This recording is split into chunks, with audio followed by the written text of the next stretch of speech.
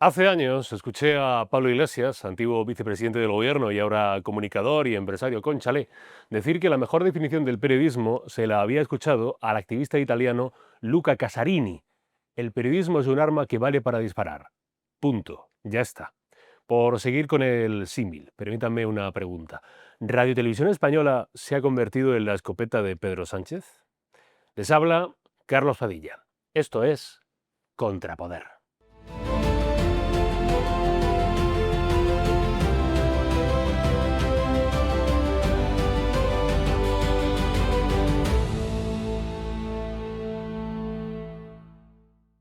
Muy buenas, ¿qué tal? ¿Cómo están? Bienvenidos aquí a Contrapoder en B1 Media, quinta entrega de esta reunión semanal que tenemos aquí todos los domingos y que ustedes pueden ver, oír, pues cuando quieran, porque esto es la ventaja del siglo XXI, de 2025, de esta plataforma que se llama B1. Hoy tenemos tertulia especial. No hay 4 personas, hay 2.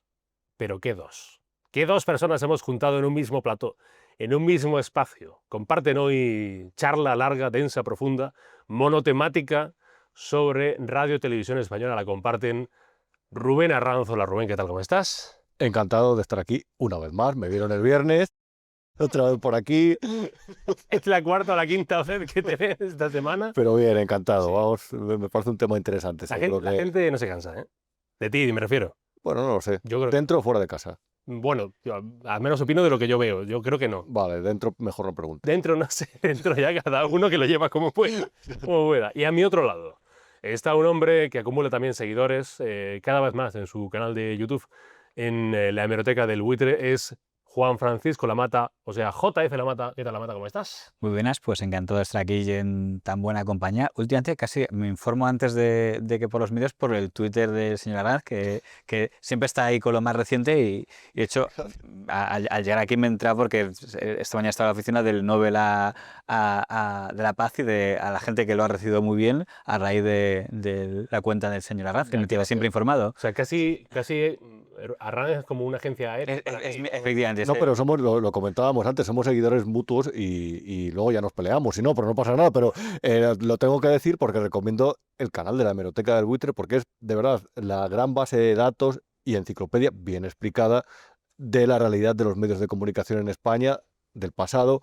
Hay cosas que solamente se encuentran ahí y no hablo de 4 anécdotas, digo de cosas bien desarrolladas, episodios de todo tipo y siempre lo recomiendo y además yo no sé cuándo trabaja usted, pero hay varios vídeos nuevos al día, o sea que es de verdad y soy seguidor, me lo pongo todos los días. ¿Preferís que nos usteemos? O sea, nos hacemos de usted.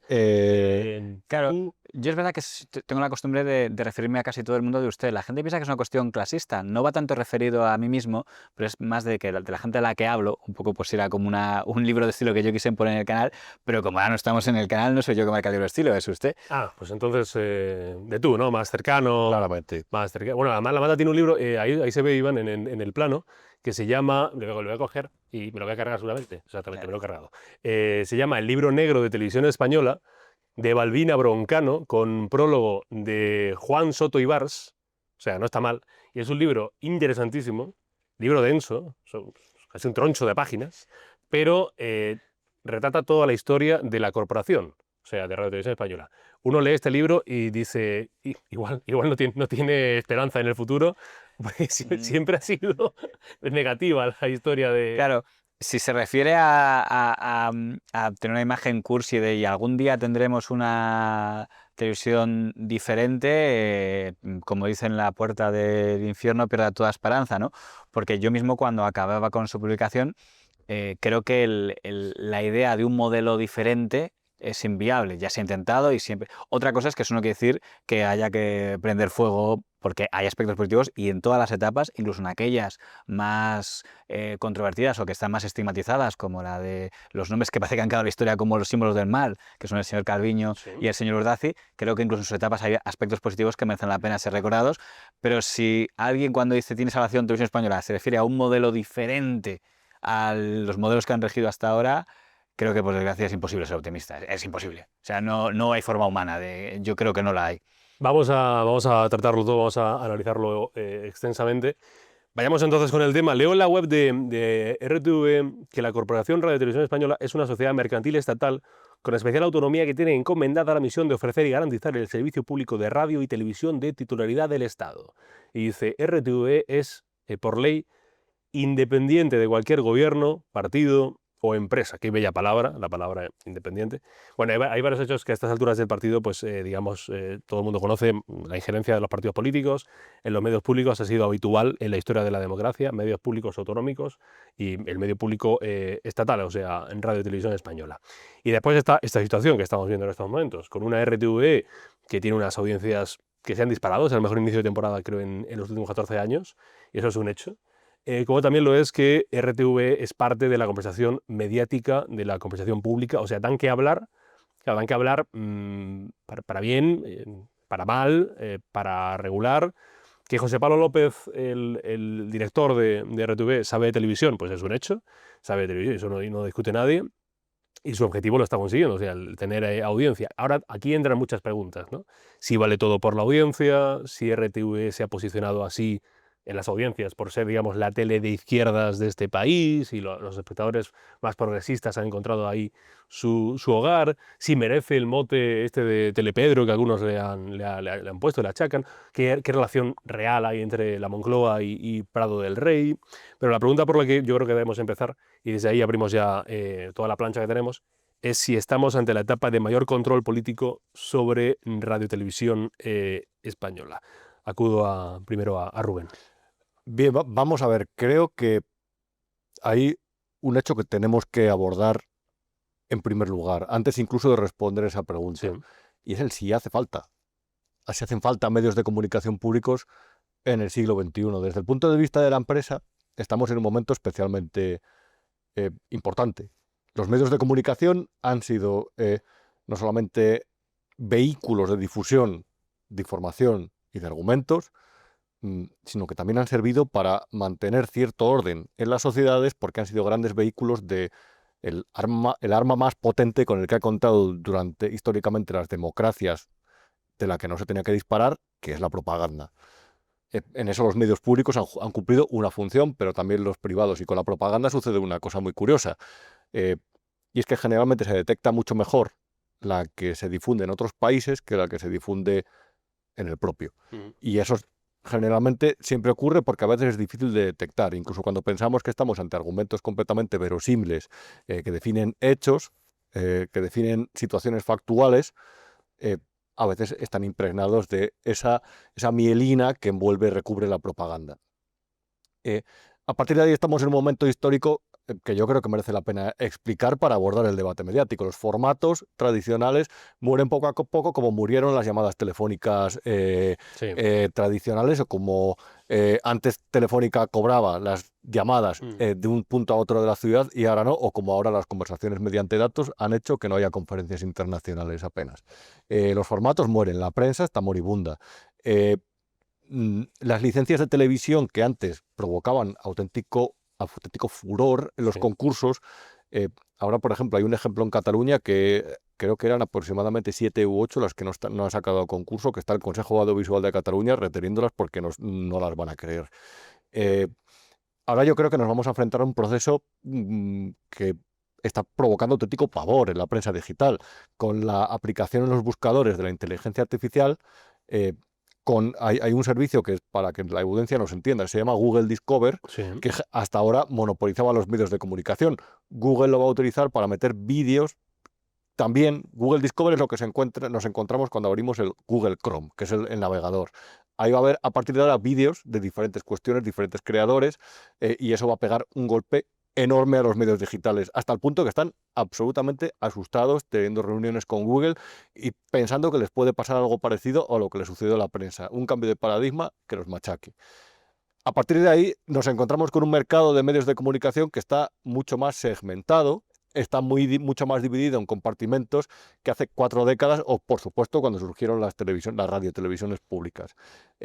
Y yo me pregunto si el debate ahora es, o debería ser, ¿merece la pena seguir cuando tú introduces dinero en el mercado lo alteras. No, Sí. no estoy haciendo una valoración de para bien o para mal. Y cuando introduces dinero público en el mercado, lo que estás haciendo evidentemente es condicionar la competencia dentro de ese mercado. En un momento en el que tanto las televisiones privadas están en crisis porque el consumo de televisión ha caído hasta el mínimo histórico, y da igual cuando lo digas en los últimos 3 años porque sucede cada mes, Sí. en un momento en el que el dinero de los anunciantes ha ido poco a poco desde los medios de comunicación tradicionales hasta las redes sociales, por ejemplo, hacia los buscadores de Google, que es el que hace prácticas completamente dominantes en el sector, hay una televisión pública que recibe la misma financiación. Y eso dices, vale, garantiza cierto nivel de información, garantiza que cuando hay un conflicto, hay un corresponsal.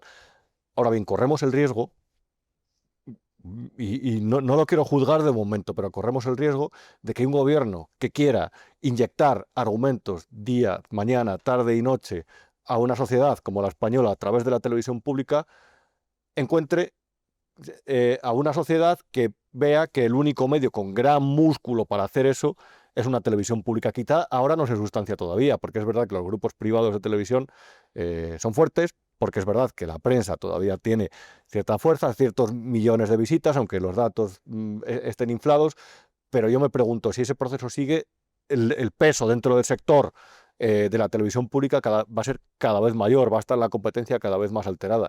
Y vemos en esta última etapa, recuerdo que hablaba con La Mata ¿cuánto fue? Hace unos meses y comentaba, eh, puede que nos encontremos ante el inicio de la etapa más negra de la historia de televisión española. Pues eso ha sucedido en quizá el momento de mayor debilidad mediática, más allá del de la COVID y el de la crisis de 2008, de las últimas décadas. Y eso tiene cierto peligro, porque lo que hace es que el mensaje de la televisión pública puede resultar especialmente predominante y especialmente decisivo dentro de la sociedad española y para la opinión pública. Por eso yo el primer debate que plantearía es, ¿pagar la televisión pública ha dejado de ser un beneficio para la sociedad, como lo decían sus defensores? Yo no lo considero así. ¿Y puede entrañar a partir de ahora un peligro grande? Yo creo que es una pregunta No, retórica. pero es una pregunta que estaba, como digo, en la, Mm, en la escaleta, mm, si debe existir un medio público mm. estatal. Es decir, si debe existir, ya no digo solamente Televisión Española, debe existir TV3, o debe existir Telemadrid o Canal Sur, la existencia de los medios públicos, que no hace falta ser ciego, es que quien más, quien menos, dependiendo de los gobiernos, pues ha metido más la mano o menos, es decir, metió más la mano para dirigir el discurso público. Y además, introducir ciertos mensajes en determinado sector de la población, porque además tú lo decías, el consumo televisivo ha bajado. Eso es un hecho y una fortuna, por ejemplo, para canales como V1 Media, que mucha gente, y le damos las gracias, ya no consume televisión, sino que ve canales de YouTube donde dice, oye, yo es que encuentro más libertad, encuentro otras visiones, encuentro otros debates que ya no se dan en la televisión y se dan en canales como este, y espero que le guste este que hacemos aquí, Contrapoder, o el programa que hace Rubén, o el que hace Jano. Decía lo del consumo televisivo. Además, es una noticia de Arranz. Según el último informe de Kantar Media, los niños y los jóvenes apenas ven la televisión entre 40 y 50 minutos diarios. Los adultos, de entre 25 y 44, un total de 66. Y los jubilados, entre 274 y 289 minutos. O sea, básicamente la televisión, es que siento decirlo así, igual soy muy bruto, la televisión está para las personas mayores. Y literalmente es. Ahora bien, gran parte de los contenidos de redes sociales tiene mucho que ver con lo que se emite en televisión. Igual que cuando el periódico no lo leía nadie, pero las tertulias se hacían en base a lo que publicaban los periódicos que no leía nadie. Con lo cual los periódicos decidían de lo que se hablaba en las tertulias de las televisiones. Entonces todavía tienen una influencia mayor de la que no está vinculada con su audiencia, porque son, digamos, los que crean las ondas expansivas con lo que se alimenta todo lo demás, incluyendo espacios como este. Le hago entonces las dos preguntas. Una que ha planteado Rubén y que digo, y vamos a plantear, pero la planteamos ya que me parece también muy interesante, y es la pregunta de fondo. Ya no es la pregunta sobre la manipulación o no, o el control político o no. ¿La Mata, por ejemplo, entiende o defiende que haya una existencia de una tele pública, o es de los que dice, pues igual ya en 2025 una tele pública no tiene mucho sentido? Yo dejaría el punto, digamos, troncal para el final del todo, para la conclusión del coloquio, pero incluido la naturaleza logística que se ha planteado, la política que no hemos llegado a desarrollarla, pero entiendo que entraremos en ella, Sí. también está la puramente económica. Quiere decir, todas las cadenas de televisión pública de este país son deficitarias. Es verdad que en distintas escalas, ¿no? Pero, quiero decir, Televisión Española desde que existen las televisiones privadas, no hay ni un solo año que no haya dado números negativos. Ha habido más y menos hasta términos brutales, pero nunca, que yo sepa, ha estado en ganancias. Como, por ejemplo, si han estado Telecinco y Antena 3 en varios momentos. De hecho, hay un error de atribuir que una cadena de televisión cuando está en éxito es cuando gana audiencia, ¿no? Cuando está más en éxito es cuando gana dinero. De hecho, Antonio Asensio fue presidente de Antena 3, tuvo grandes éxitos de audiencia y salió a patadas porque estaba quebrada, porque había gastado una barbaridad. Y en cambio, lo que representa el modelo del éxito del modelo de Carlotti y Basile no era solo que gana audiencia, es que ganaban una pasta todos, porque debían ser gente que manejaba bien. Yo digo, broma, que tuvieron que venir aquí unos italianos a demostrar que se podía ganar dinero haciendo televisión porque no se creía. O sea, se pensaba que como la prensa siempre perdía dinero y todo perdía dinero, bueno, pues eso lo cuenta Carlotti, que le encanta decir, yo cuando llegué aquí le dije a Polanco, a García Candau y a Asensio, vengo aquí a ganar dinero, y se rieron en mi cara. Y en 5 años demostramos los italianos que sí que se podía ganar dinero haciendo televisión. Claro, todas las televisiones públicas están perdiendo también. Lo que pasa es que a niveles muy desiguales. O sea, creo... es que me da miedo decir números, se me columpio, pero creo que TV3 me parece que son 300 millones lo que pierde cada año. Ingresará, creo que son 250, ¿no? Con lo cual, en su caso, son como 50 millones lo que va perdiendo cada... En el País Vasco, creo que son 160 lo que gana por ahí y 130 lo que pierde. Son como 30 más o menos. Telemadrid es más modesto, yo creo que Telemadrid está, debe ser como, son como 15 millones los que creo que, o sea, imagínate que gana como 100 millones gasta, ganan 90, debe ser como 15. Pero hay otras, por ejemplo, la de Valencia, Sí. que creo recordar que son 80 millones los que gasta y gana 3. Que dices, pero eso, ¿cómo sigue funcionando eso? O sea, quiero decir, hay una serie de realidades que dices, es que ya en general un medio que esté en pérdidas en cualquier sector que no sea el de la comunicación suele ser señal de que algo está haciendo mal y que le costaría la cabeza a los que la están llevando. Pero si encima se ha disparado a un nivel de que ya la deuda triplica el valor de... Es evidente que algo no está habiendo un funcionamiento empresarial de los medios de comunicación públicos, ¿no? Y es la parte que me llama la atención. He empezado diciendo TV3. TV3, por muchas circunstancias, es una cadena de televisión que podría ser rentable. O sea, quiero decir, porque es la que tiene más audiencia de todas. Y ahora justo cuando dices, oye, cada vez que parece que se están acercando un poco, creo que hicieron un decreto hace poco para inyectar en 3 años 1.300, y digo, hace unos programas que parecen una mezcla de Operación Triunfo. Digo, sí, justo cuando tocaría ser un poco más austeros, porque es la que tendría que demostrar que se puede llegar a ganar dinero en televisión, se vuelven siempre, se vienen arriba y dilapidan.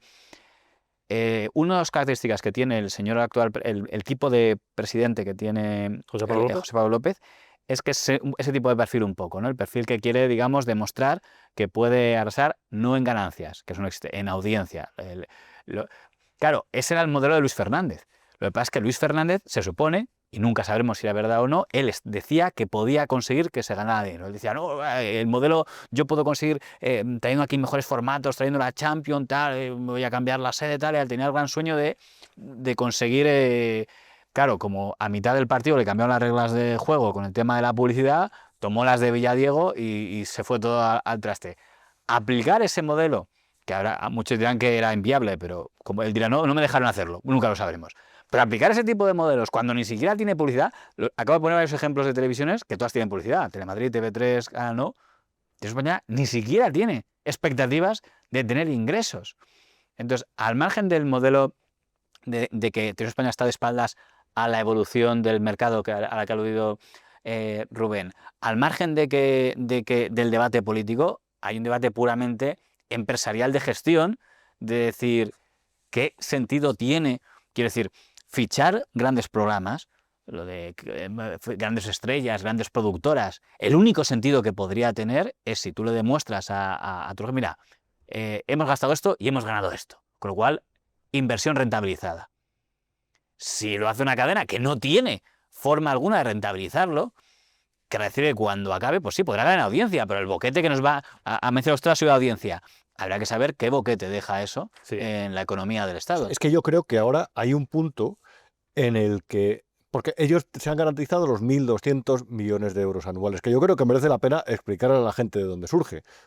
La principal fuente de financiación es la tasa radioeléctrica, es decir, un impuesto que hay sobre todo el mundo, que todas las empresas que utilizan el espectro radioeléctrico. Luego están las operadoras de telecomunicaciones y Netflix financia también ahora Televisión Española con una parte de sus ingresos. Y luego están los presupuestos generales del Estado, que eso ya viene ya directamente de nuestros bolsillos. Y a partir de ahí la gente que juzgue. Pero claro, los sindicatos lo que no van a decir ahora es que el mero hecho de que ese dinero lo tenga garantizado en un momento de crisis mediática constituye per se un riesgo para la pluralidad. Y la pluralidad ahí no la decide el mercado, la decide el propio gobierno, que es el que está inyectando el dinero ahí. Y no es una... Ahora estamos en un momento absolutamente bochornoso de la historia de Radio y Televisión Española. Pero que nadie se confunda. Esto no es una cuestión de PSOE. A lo mejor es cierto lo que dicen, no entro a juzgar que la izquierda hace mejor estas cosas. Pero hay un ejemplo que para mí me parece el más alucinante que existe en España. Y se conoce poco porque es una televisión que no ve nadie, pero que existe. Y se lleva 20 millones de euros al año, 20, 21 o 18 en algunos ejercicios. Me refiero a la televisión de Castilla y León, que es una televisión privada, pero es que la gente va a alucinar, como no lo sepa esto, de verdad, porque había dos constructores que son Antonio Miguel Méndez Pozo, que tiene el honor de ser el primer constructor que pasó por la cárcel por corrupción en democracia. Es decir, antes que pasar Gil, porque Gil estuvo en la cárcel con Franco. Pero fue pionero, él fue pionero. Fue un pionero. Fue pionero. Y José Luis Ulibarri, que estuvo salpicado por Gürtel, por enredadera salió inocente, bueno. Se dice que son gente muy discreta porque son poco conocidos, salvo en los juzgados, donde especialmente. Pero ellos eran enemigos. Ellos eran enemigos, pero hasta un punto. Ellos tenían dos grupos mediáticos, uno con sede en Burgos y otro con sede en León. Y a partir de ahí tenían diferentes delegaciones. Yo es que empecé trabajando en uno de ellos, en las diferentes provincias de Castilla y León. Estos dos son, de verdad, o sea, no os podéis imaginar el mote que le ponen a la comunidad autónoma, no lo digo por ellos, para evitar demandas y tal, de Sicilia y León, en parte viene dado por determinados arreglos que se hacen desde allí, que gobierna el Partido Popular desde hace 40 años. Yo creo que es con Bielorrusia la región de Europa en general que más tiempo lleva el gobierno, en un gobierno del mismo color, gobernando, en el Ejecutivo. Estos se llevan 21 millones de euros por esa televisión cada año. Hacen dos canales, la 7, que es la autonómica, y la 8, que se divide en las diferentes provincias. Pues bien, las principales productoras de esa televisión privada, que está evidentemente en los informativos al servicio del Partido Popular, las principales productoras son de ellos. Es decir, ellos ingresan el dinero que da la Junta de Castilla y León para hacer el servicio público de televisión y en lugar de subcontratar con otras productoras, lo subcontratan con ellos mismos. Ese es un ejemplo de televisión de la derecha, del Partido Popular, que está completamente manipulada. Hablamos también, si queréis, de TV3. Comentaba la Mata al respecto. Es desde el punto de vista editorial sabemos lo que es TV3, pero desde el punto de vista empresarial es una televisión que ha inflado durante años el globo de Roures. El Roures es un globo así, desinflado. Y de repente le empezaron a inyectar con la bomba, brum, brum, con la bomba de dinero público. Era un líder sindical, un líder de comisiones obreras, si no recuerdo mal, en TV3. Y a partir de ahí, él montó su productora, como otros tantos directivos de televisiones públicas, por cierto, entre otras cosas porque sabía que tenía el respaldo de TV3. El Terrat también se infló en TV3. Luego ya dio el salto a Madrid, es decir, es muy curioso esta segunda etapa, siempre.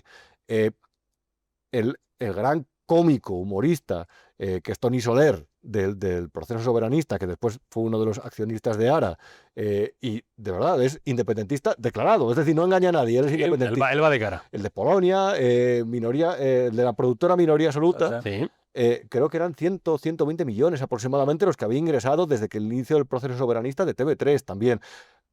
Eso la gente no lo sabe porque se centra en la última polémica, es decir, se han reído de la Virgen del Rocío en un plató de TV3. Pero el dineral que va a productoras, amigas, lo que estamos viendo ahora, el señor José Pablo López, que fue directivo de Mediapro, las productoras de Mediapro, desde que está él, han incrementado su facturación con Televisión Española. Todavía más. Entonces, fíjese, yo creo que en temas productoras de Cataluña, creo recordar que se han llevado más o menos las tres grandes, que son las tres que acaba de citar Rubén, que son la de Minoría Absoluta, Toni Soler, Mediapro, ahora Tacho Ibáñez, creo que son 5 o 7 millones los que se han llevado en el ejercicio 2023 por ahí. Pero fíjate, me ha llevado una cosa que me va a decir que es el Netflix catalán este que han hecho, creo que se ha llevado ahí como 20 y pico millones. Correcto. Y se lo llevó MediaPro. Media Hicieron un Pro. concurso público y se lo llevaron ellos. Y luego, hay una tercera, la tercera, que hay uno que es el señor Ricardo Ustrell, que es el comunicador estrella que la tiene allí, que también ha montado su propia productora. Y yo creo que en poco más de 3-4 años se sumabas todo y salían como 20 millones. Digo, ¿pero qué ha hecho el señor Ustrell? Claro, Yo recuerdo que porque es un comunicador muy independiente, porque me acuerdo cuando hizo el especial de Prusés que tenía una camiseta que ponía 1 de octubre. una muestra de la limpieza, la neutralidad. Pero ahora te dices, es curioso, ¿cuándo es la plantilla de TV3? Yo creo que son 2000 200, o sí. aproximadamente. Y Mira, el dices, TV3, perdona que te diga, 70% externalizado y se lo lleva, y productoras, es como dices, no me cuadran las cifras, ¿no? Es que eso es una cosa fundamental, un aspecto fundamental para explicar las televisiones públicas actualmente. y yo tengo Están para alimentar una industria que en realidad tiende a ser política en función Por de quién tanto, gobierna la es un tele. negocio y es un buen negocio. Claro, mira, los trabajadores de las televisiones públicas, lo publicó Rubén, cuestan ya más de 1.000 millones de euros. Aquí tenemos en la tablita, nos sale RTV el coste de plantilla, 490 millones, o de Cataluña 207 millones, o de Galicia 54 millones en plantilla, el País Vasco 80, después tenemos otras que son menos, ¿no? 8 millones en Asturias, 8 millones en Asturias, para 158 personas de plantilla. Así es que yo creo que el cabreo de la gente, que puede compartir cuando dicen, no, es que son mis impuestos. Claro, es que ven esto y dicen, son más de 1.000 millones de euros que se pueden aportar para otras No, cosas. pero piensa que los que se lo llevan están muy contentos. O sea, no Y los que se saquemos, o sea, por ejemplo, yo creo que Pero la gente creo que la media de sueldos de directivos de TV3 será entre 50.000 y 60.000 euros anuales. Bueno, no está mal, es un buen sueldo, aunque creo que quien más se lleva es la de Castilla-La Mancha. Yo creo que la directora de Castilla-La Mancha Televisión, creo que es la que tiene más alto, creo que son 120.000 euros Bueno, anuales. los consejeros de Radio y Televisión Española están en Más de 100.000. más de 100.000 euros. Pero hay un ejemplo maravilloso en Castilla-La Mancha, es que ese no se me puede pasar. Estaba Ignacio Villa, cuando Cospedal estaba de Que- presidente de Castilla-La Mancha. Que antes no opinaba sobre las televisiones públicas lo mismo que opinó cuando estuvo al frente de uno. Correcto. Y tenía un corresponsal en Hong Kong. Y dices, ¿qué hace un corresponsal Del de canal la televisión de Castilla-La Mancha con una corresponsal en Hong Kong? Hombre, las noticias de Hong Kong les interesa a la gente de Castilla-La Mancha, le interesa. Ahí mejor no avanzar porque ahí había rumorología. Sí, sí. Así que Rumorología. sí, tipo de sálvame. Vamos por ahí. Retornemos entonces. Bueno, es que hay muchos temas, porque las televisiones autonómicas dan mucho juego. Vayamos a la que más cuesta, que es la central, que es de RTV, que es la que comanda ahora mismo José Pablo López. Antes de entrar al control político, a la cercanía de Prado del Rey, donde están las instalaciones de Prado del Rey, toda España, con el Palacio de la Moncloa, quiero que le contéis a la gente un poco quién es José Pablo López. ¿Cuál es el plan de José Pablo López para esta televisión? ¿De dónde viene? ¿Cuál es su importancia? Por supuesto es máxima en esta RTV. Y también, ¿qué papel juega Broncano con José Pablo López en La Mata?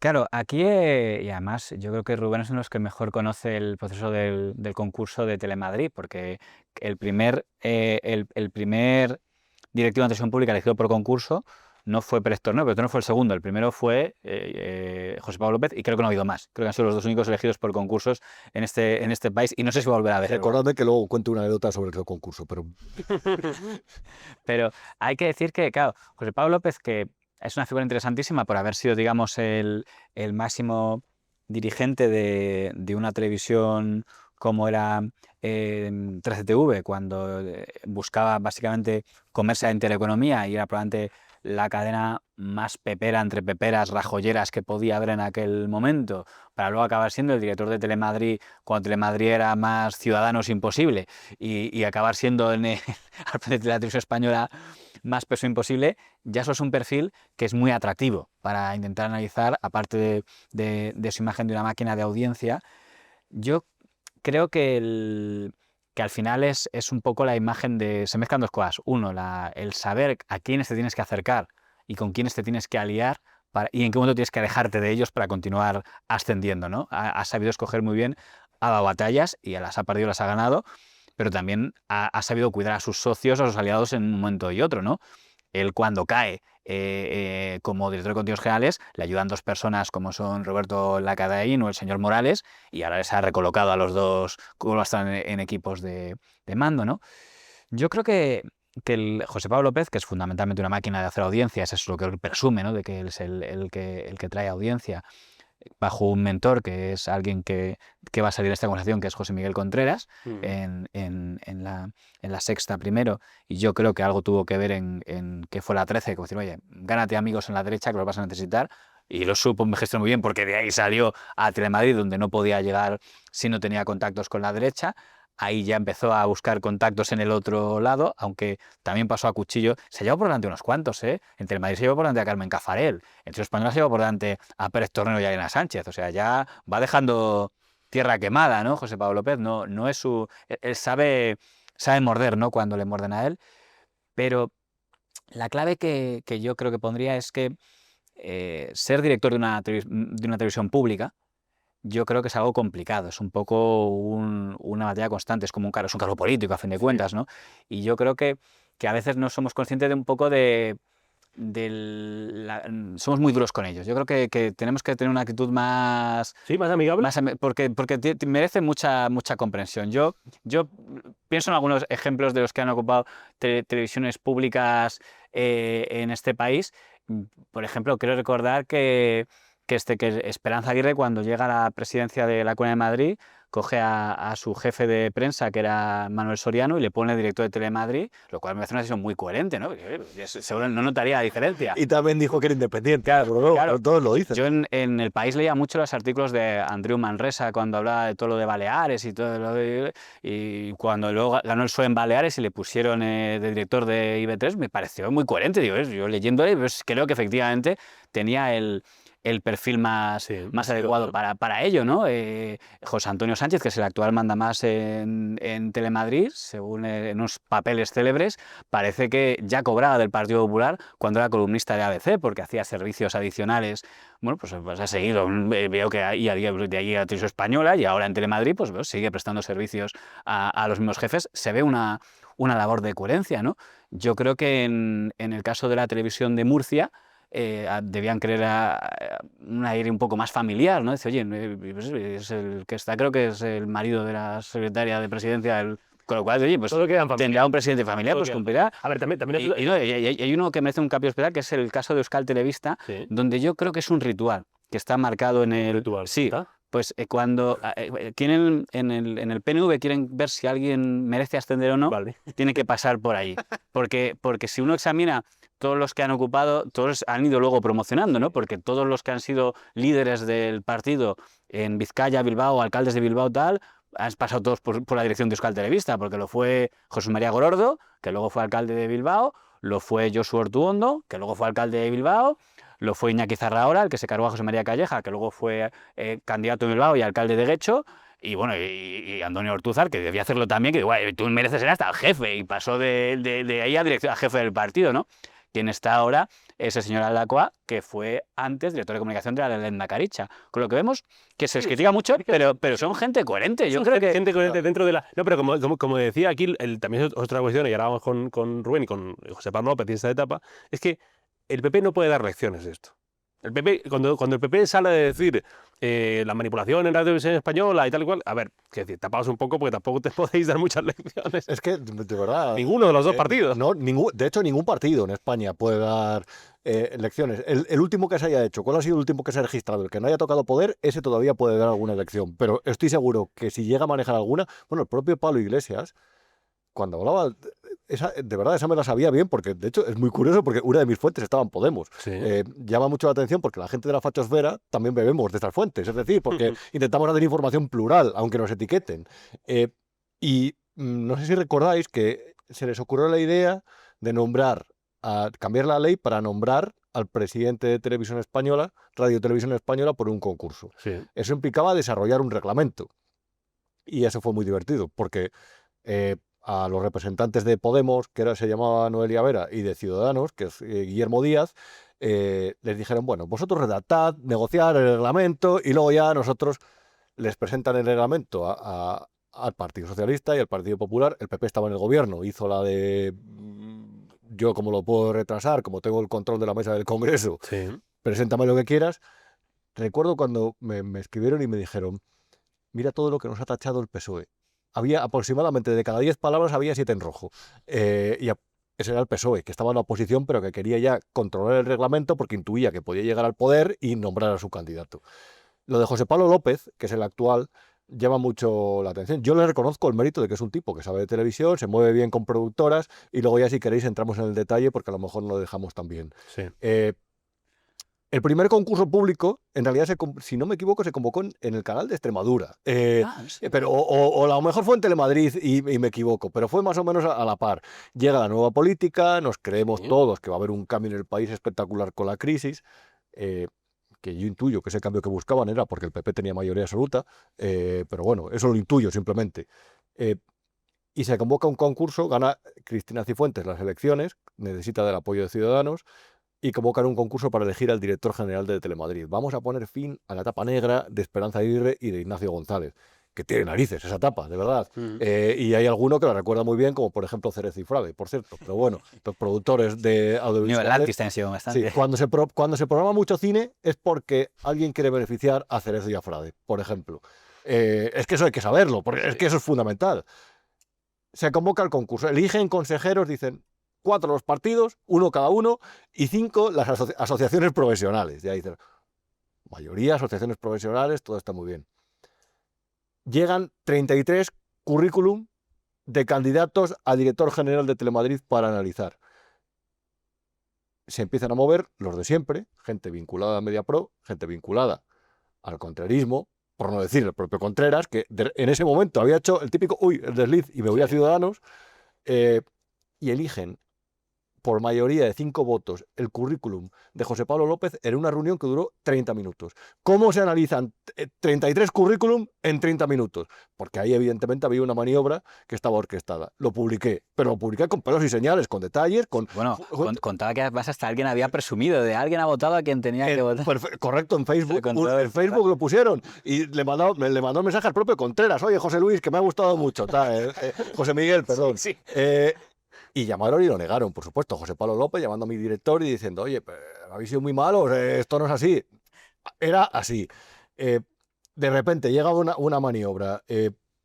Está Pérez Tornero. Yo de Pérez Tornero le tengo cierto aprecio, la verdad, porque a sabiendas de que creo que se equivocó en muchas cosas, por lo menos intentó, no era un radical. Y eso en el gobierno molestó. Y además intuyo que molestó porque cuando quitaron el programa de Jesús Tintora, le quitaron un programa a Contreras, porque luego intentaron premiar, pero eso no funcionó y le quitaron un programa a la productora de Contreras. Y casualmente apareció por ahí a los pocos meses un director de televisión que le habían impuesto desde Moncloa, que se llamaba José Pablo López. Y a partir de ahí, con Elena Sánchez, que...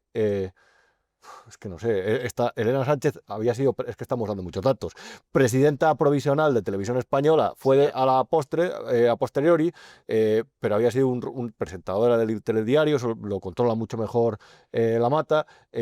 Esta es la mujer de Pablo Mansilla, que había sido director de instituciones penitenciarias con Felipe González. A este le había contratado Luis Fernández para vender unos terrenos. La nueva sede española. Y no me vendió nada, pero le pagaban 100.000 al año. Este programa es de papel y boli. Pero papel y boli. Todo se juntó en el consejo. Y ahí estaba José Pablo empezando a picar, a hacer conspiraciones internas. Claro, para que la gente lo entienda, pues si se han perdido en este hilo de nombres, si no, papel y boli y tal, y le dan para atrás y lo ponen a 0,5 la velocidad y lo pillan todo, porque son muchos datos, pero muy interesantes, como tú dices, porque hay muchos datos que la gente desconoce cuando pone la televisión. José Pablo López, como digo, estaba antes de su etapa como presidente como director de contenidos. José Pablo López ha sido una persona que con 2 presidentes diferentes ha pretendido ejercer la presidencia sin ocuparla. O sea, cuando en un momento determinado a José Pablo López le echa a patadas de Telemadrid Isabel Díaz Ayuso, podíamos pensar que porque no le gustaba cómo lo hacía, o puede pensar que porque podría poner a su gente, y la historia del Partido Popular es la que es, y si ve quiénes han venido después en Telemadrid, pues parece un regreso al pasado, porque casi a veces han sido literalmente los mismos que estaban en la etapa anterior en algunos casos.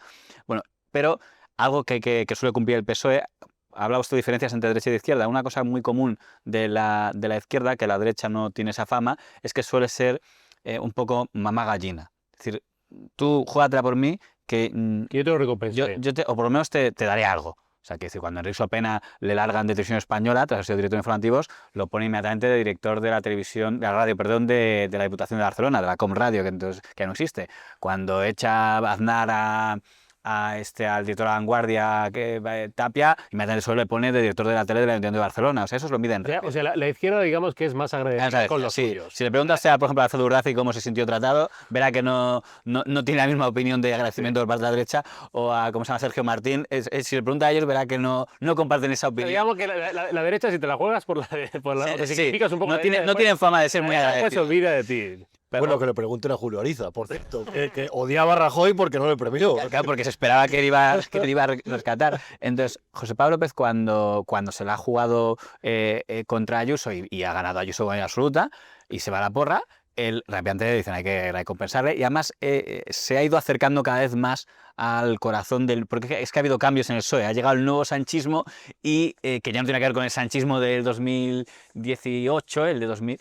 Y en ese momento es cuando dicen, este Pérez Tornero no nos gusta, está intentando quedar bien con todo el mundo.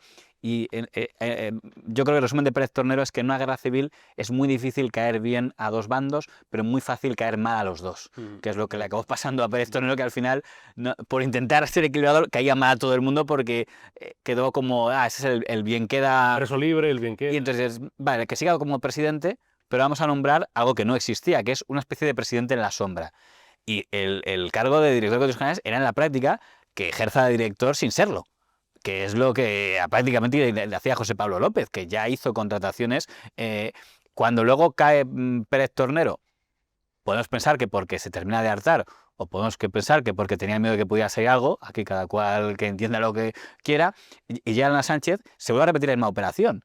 A Elena Sánchez le dice, oye, pero voy a mandar sí, decreto, no sé qué. Tía, se pensó, esta es una presentadora que esté contenta, presidenta Florero, y que sea presidente, entre comillas, José Pablo López. Y eso sale mal, porque al final dice, oye, que yo no soy una presidenta Florero. Como encima ocurre algo que no se esperaban, que es que encuentra alianzas en el Consejo de Administración, pues empieza a bloquear. Y ahí pasa lo de Broncano. Ahí pasa lo de Broncano. Y ahí pasa una cosa que es muy divertida, era... Yo tenía una muy buena fuente que era... No voy a dar pero me decía, ha dimitido. Y digo, ¿qué? ¿Que ha dimitido quién? Dice, José Pablo. Digo, no puede ser. Dice, sí, dice que se ha ido a Moncloa porque ha dimitido. Esa situación se reprodujo 4 veces. Las 4 veces él me lo negó, pero las 4 veces había dimitido, de hecho. Porque él intentaba imponer y posteriormente dimitía. Era un órdago que hacía. Era el órdago, claro, y lo perdía siempre, da igual. Pero al final lo ganó a la larga. Claro, pero digamos, en esta etapa de José Manuel López, que empieza en 2024, ¿en qué fecha? En noviembre de 2024. Sí, noviembre, ¿no? Es decir, eso es el famoso decreto, se ordenarán los espectadores que... no, pero dices como presidente, que decías como presidente. Decías como Contidos Generales, porque Contidos Generales yo creo que fue 2021 sale Telemadrid y 2022 es el año de la Guerra Civil. Como presidente llega en noviembre del 24, que es después de este decreto que se vota en el Congreso. El decreto Dana, o sea, había 50 muertos confirmados más o menos en la Dana, después tristemente fueron más, y el Congreso suspende otras cosas, digamos, pero no, el decreto de RTV para modificar lo de los consejeros y demás. Eso tiene un porqué, perdona Carlos que te corte. No. Se amplió el Consejo porque el gobierno necesitaba, el PSOE necesitaba el apoyo de sus socios de investidura y no se lo habían garantizado, entonces lo ampliaron de 10 consejeros a 15 para así repartir otros 5 pagados con sueldos de más de 100 millones cada uno a los partidos políticos. Entonces ahí entró el de las melenas de Podemos. Mikimoto, que era, antes de Buenafuente, existía la figura de Mikimoto en TV3, que luego fue el comisario de los actos históricos en conmemoración. Con Pir de la Estelada, muy bonito. Sí, eso es que el tercer centenario de 1714, este fue el historiador de cabecera que eligió Puigdemont, bueno, en su día fue más, perdón, Sí. Junts, o antes era Convergencia, Convergencia, ¿no? Sí. porque luego pasó para el PDCAT, es que se ha transformado diferentes veces, pasa como con Tamara, la cantante. Tamara Llurena, mismo nombre, pero creo que la madre del que era jefe de prensa, Pablo Isastre, creo que también está de consejera en RTV, me parece que son las que han entrado. La que era la Comisión sobre las Derechos española. Maite Martín. Yo creo que esa es la madre del que era jefe de pero lo de los consejeros de RTV, que es interesante. Angélica Rubio. Wow. Sí, bueno, claro. Lo de los consejeros es merecido, ¿eh? No dirías que no se lo merecía. Ha hecho... Hombre... esfuerzos denodados. Joder. No, pero me refiero que lo de los consejeros de RTV, es que yo recuerdo unas declaraciones de Óscar López, el ministro para la oposición madrileña que tiene el gobierno de España ahora mismo, diciendo básicamente que no se preocupen, que van a tener básicamente los partidos van a tener sus huecos. O sea, si ya alguien dudaba de que los consejeros de RTV no están ahí por sus conocimientos doctos sobre televisión, sino porque son de partido, o sea, tú eres el de Esquerra, tú eres el de Bildu, tú eres el del PP, tú eres el del PSOE, ya Óscar López nos lo vino a confirmar. Bueno, pero los consejeros siempre, digamos, han tenido la idea de que representan a partidos políticos. Lo llamativo es que el Consejo de Administración que se crea en 2024 se hace para destruir al Consejo de Administración que había existido el mismo, quiere decir, teóricamente la ley 2007, que es algo de lo que se ha hablado poquísimo, porque el que lo podía decir no puede decir nada, porque por lo visto le dé mucho este bueno, que es el señor Zapatero, el que más tendría que haber dicho, jolines, se han cargado mi ley 2007, de la que tanto presumíamos, pero no puede decirlo, porque supongo que eso sería hablar mal del actual presidente del gobierno, y por el motivo que sea, el expresidente Zapatero no puede decir ni mu contra el actual presidente. Pero la ley 2007 básicamente se basaba, entre otras muchas cosas, en deslingar el mandato del Consejo de Administración de RTV desde la legislatura. Entonces, en vez de ser 4, tenía que ser 6 años, para que así, digamos, no dependiera de que si en ese momento cambiaba o no, tal. Ese consejo, aparte de que tenía que ser con una mayoría amplia del Congreso para que no dependiera de la mayoría parlamentaria de investidura, sino que tuviera que ser consensuado, porque si tú fuerzas que una mayoría tan amplia, lo que estás obligando es básicamente que se entienda el primer y el segundo partido, que es la única suma que puede dar ese acuerdo, el primero que se saltó fue el gobierno Rajoy, que dijo, decreto, y me lo salto. Digo, ¿eso se puede hacer? Digo, pero bueno, quedan cosas de decir, cosas del PP, que el PP es muy manipulador.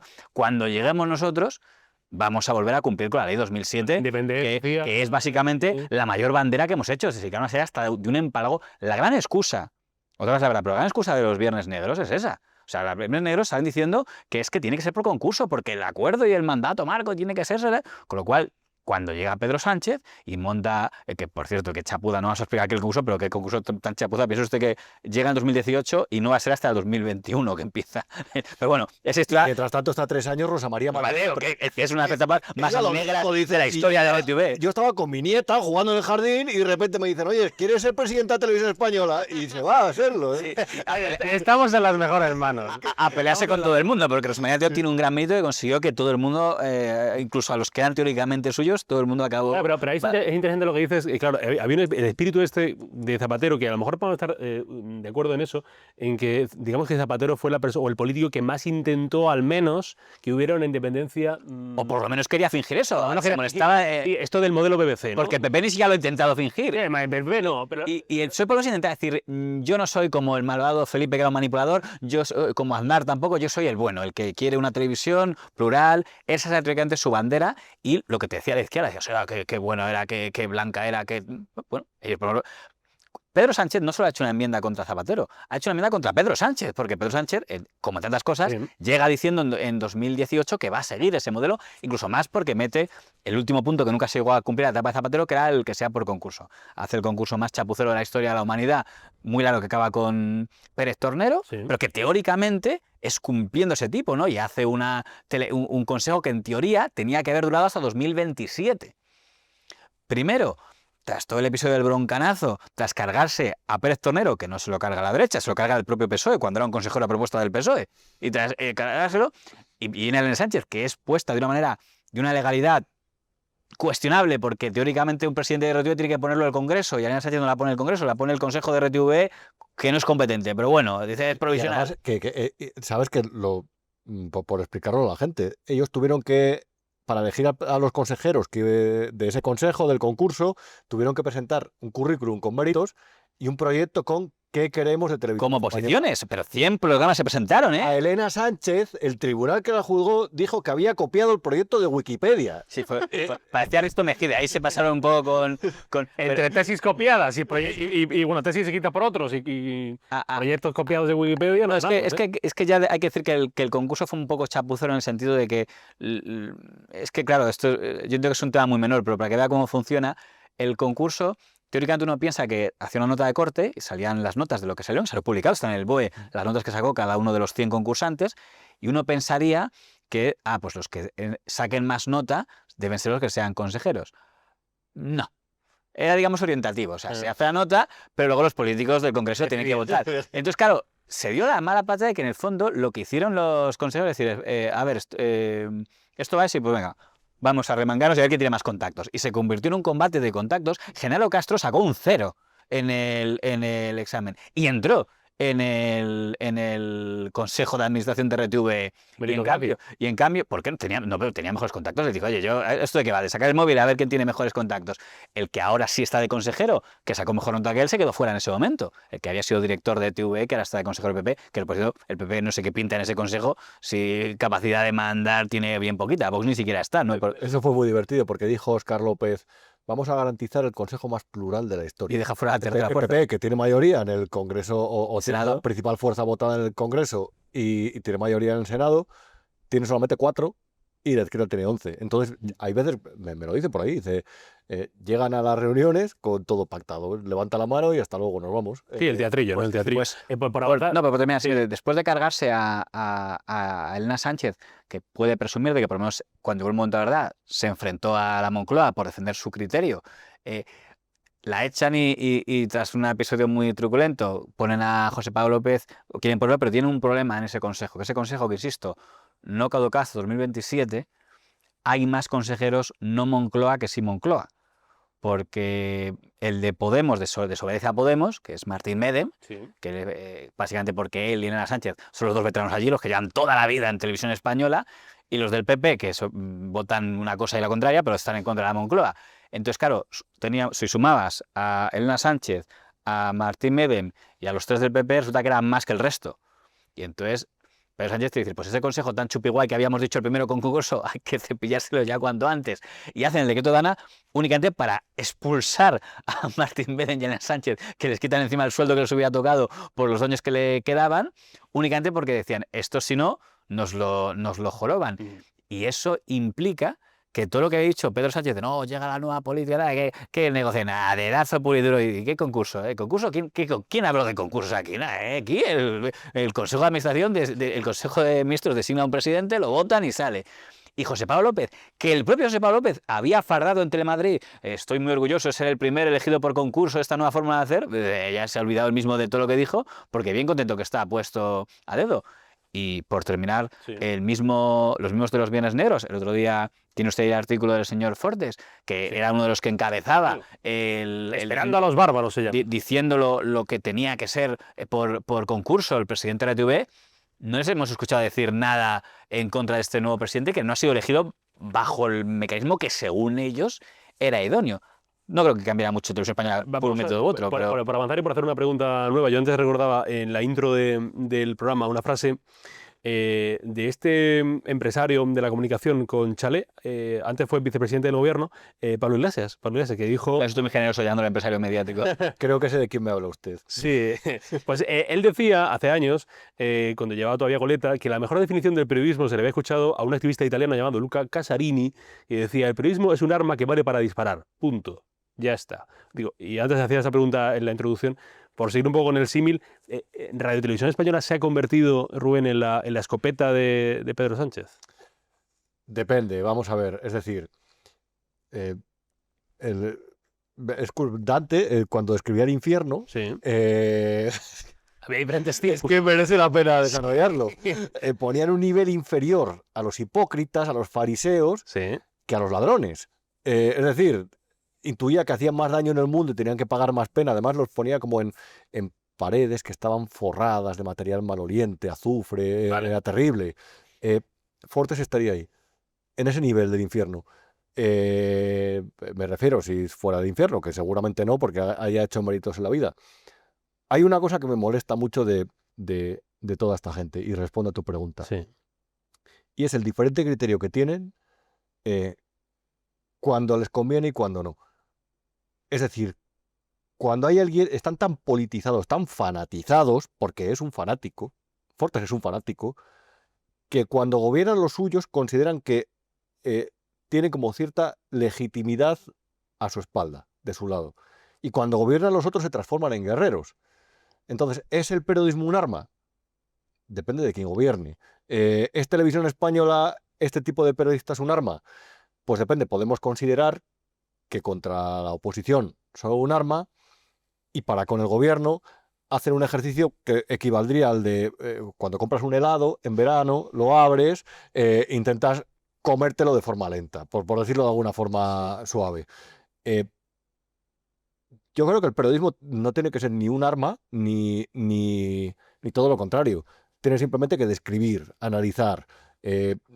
Lo típico, lo de buscar, lo que comentábamos en la entrevista que hicimos, buscar en el registro mercantil y ser incisivo, pero sin necesidad de disparar a nadie.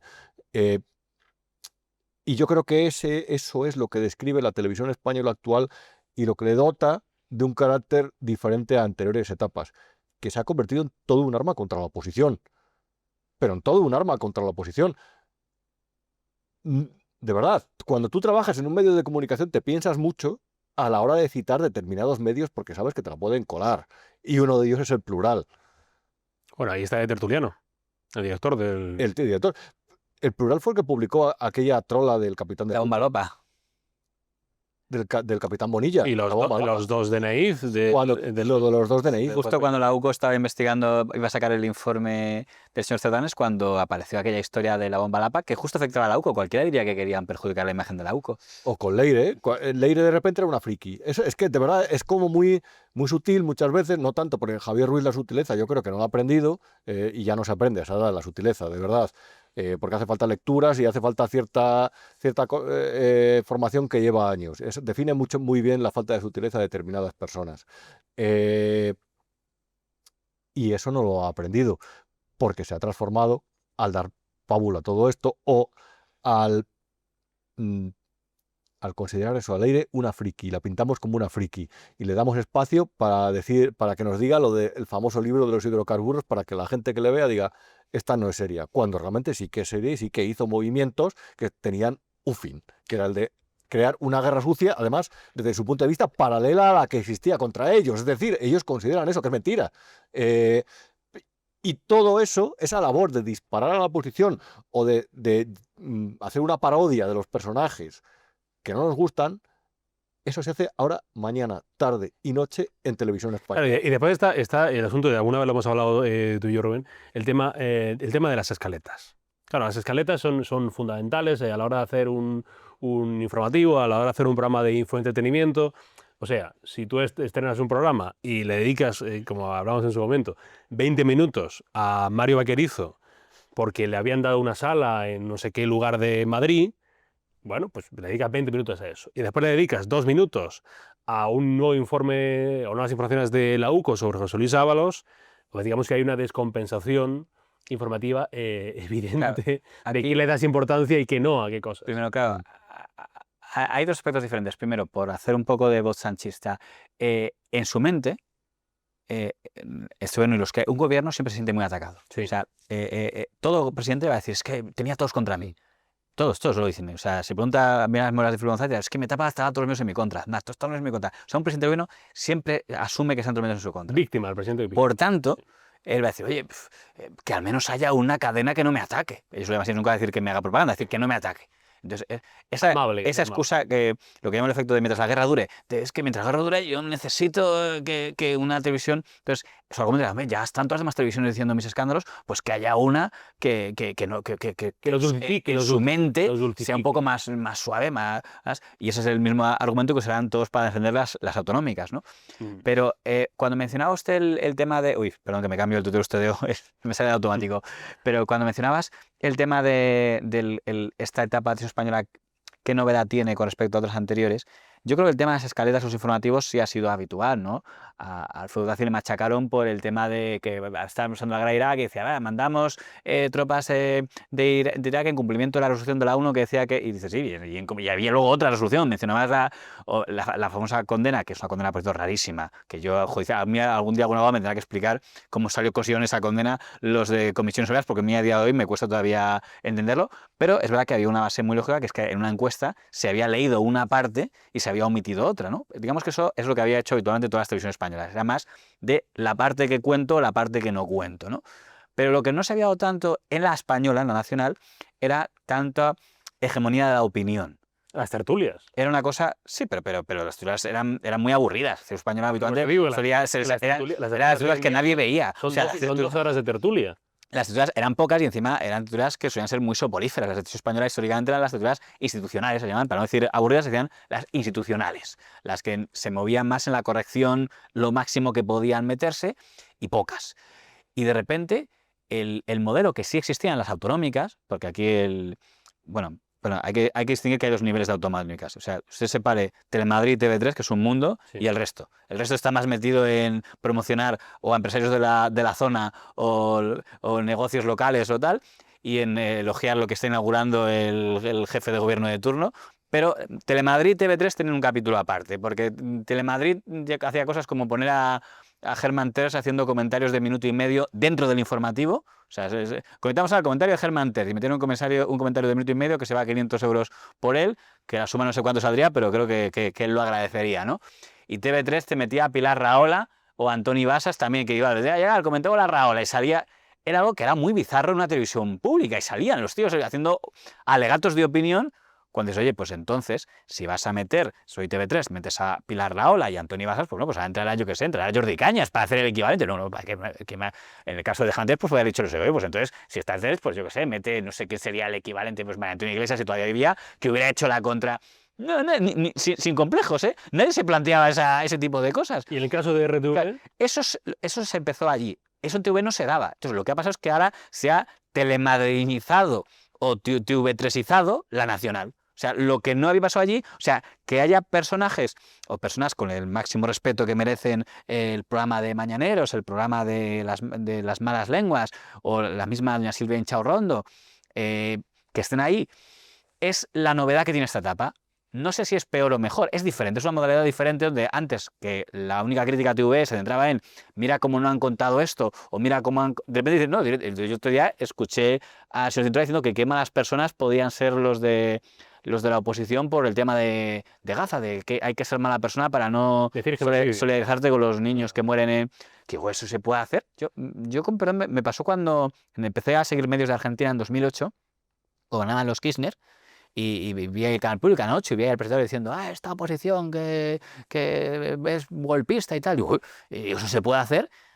Luis Valcárcel, que en su momento era mi jefe, explicaba, no, sí, ahí estamos acostumbrados a ello. Digo, porque claro, yo no estaba acostumbrado que un presentador de una televisión pública pudiera posicionarse. El posicionamiento era algo sutil para que tú digas, mira, cómo se nota, aquí no hace falta ya, quiero decir, no creo que salvo a veces Silvia Inchaurrondo, que es algún comentario un poco cínico, pero Silvia Inchaurrondo ha firmado un manifiesto del que ha escrito Sotivas un artículo en el que decía que Pedro Sánchez era víctima del golpismo mediático. Incluso una profesional de la talla de Pepa Bueno, que hizo una muy buena entrevista a Pedro Sánchez, pero no pudo evitar incluir una consideración al final que decir, usted que ha sido el presidente que más deshumanizado de la... Claro, pero, eso me pareció sorprendente, que eso se metía como pregunta. Cuando era directora del País, ella parece que no consideraba que deshumanizara el mero hecho de tener ahí al señor Idafe Martín, cuando era lo que hacía cada día, insultando a compañeros de profesión. Y ahora eso citabas un ejemplo de Cintora. Gonzalo Miró, cuyo programa con Marta Flitsch, que hace los fundadores de la fábrica de la tele, amigos personales de José Pablo López, sí, por 3,5 millones de euros. Directo al grano. Directo al grano. Gonzalo Miró afirmaba lo siguiente en un comentario aséptico. Yo lo digo porque a veces termino lo que no te han contado y digo, pues me he pasado un poco. Bueno, Gonzalo Miró, desde la televisión pública, dijo el otro día esto con respecto a Carlos Mazón, un análisis de la DANA que sí, te podía firmar, no sé, la Confederación Hidrográfica, la EMET, técnico, sin ninguna valoración. Bueno, parece que a pesar de todos los esfuerzos de la Generalitat, porque no se conoce la verdad, hay algunas cosas que podemos ir sabiendo. La expresión ir sabiendo generalmente define... Hay otras cosas que están por saber. De momento no sabemos lo que pasó en esa comida tan larga de Carlos Mazón. No sabemos si estaba despierto, si estaba dormido, si tenía los pantalones puestos o quitados o cuál era su tasa de alcohol en sangre.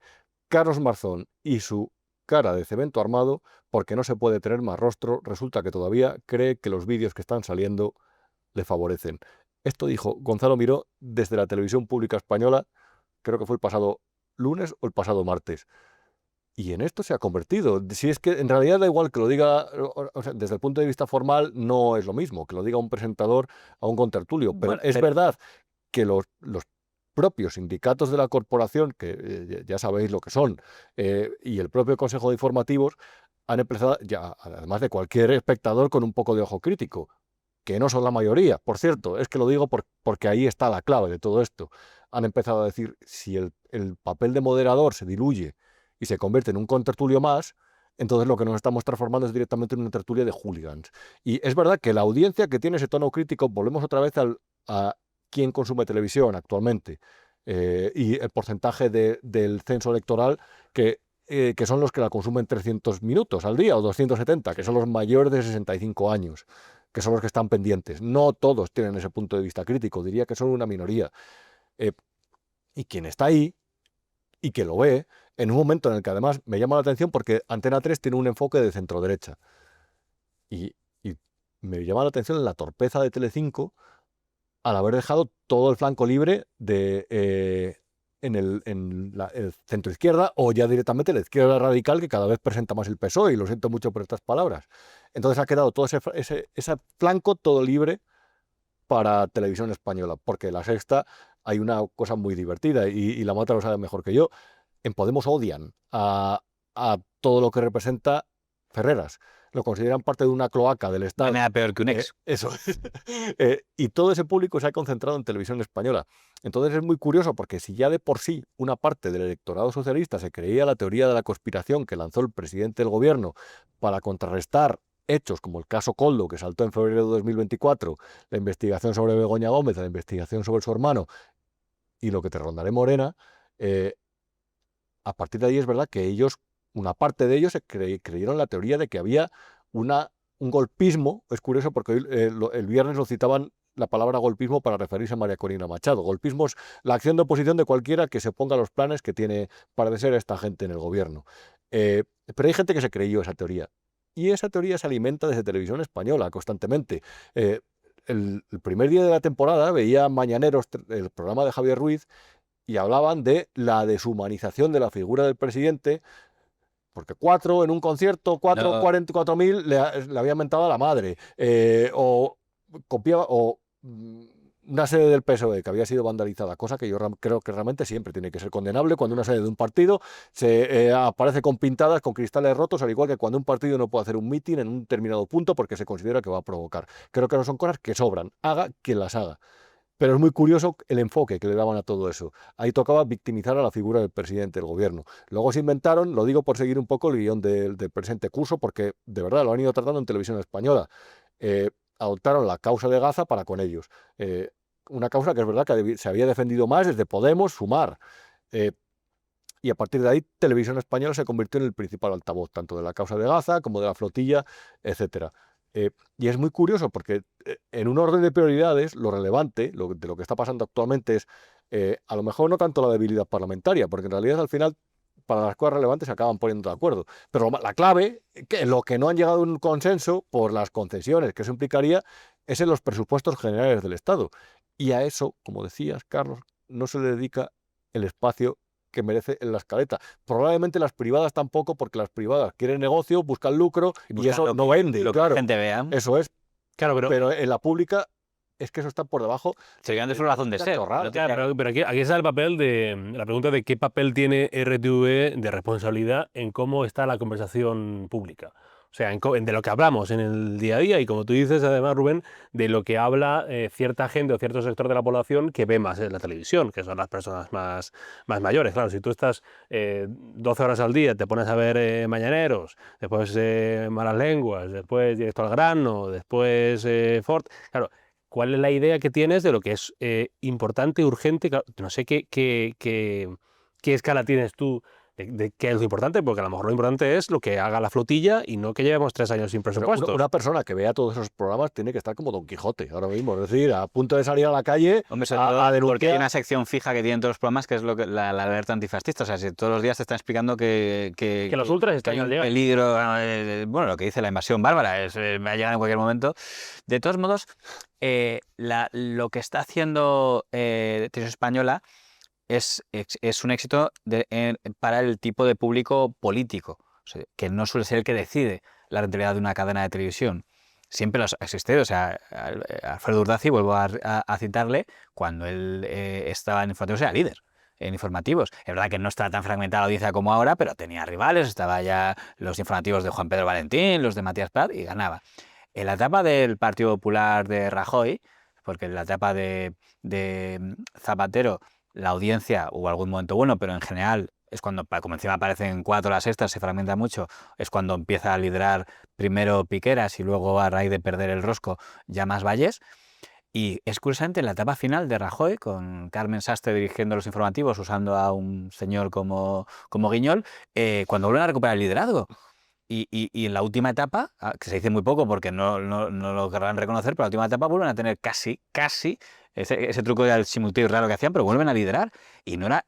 ¿Por qué? Pues por muchos aspectos, quizá porque la parte política, pues en ese momento se fue era cuando tal todo el proceso estar y bueno, y quien más defendía en ese momento por la estabilidad constitucional parecía que eran los informativos y, bueno, y llegó otra vez Pedro Sánchez y se hundió muchísimo porque la gente que lo veía de ese palo se fueron todos a Vallés y la gente que se ha visto la sexta no volvió. Ha vuelto ahora.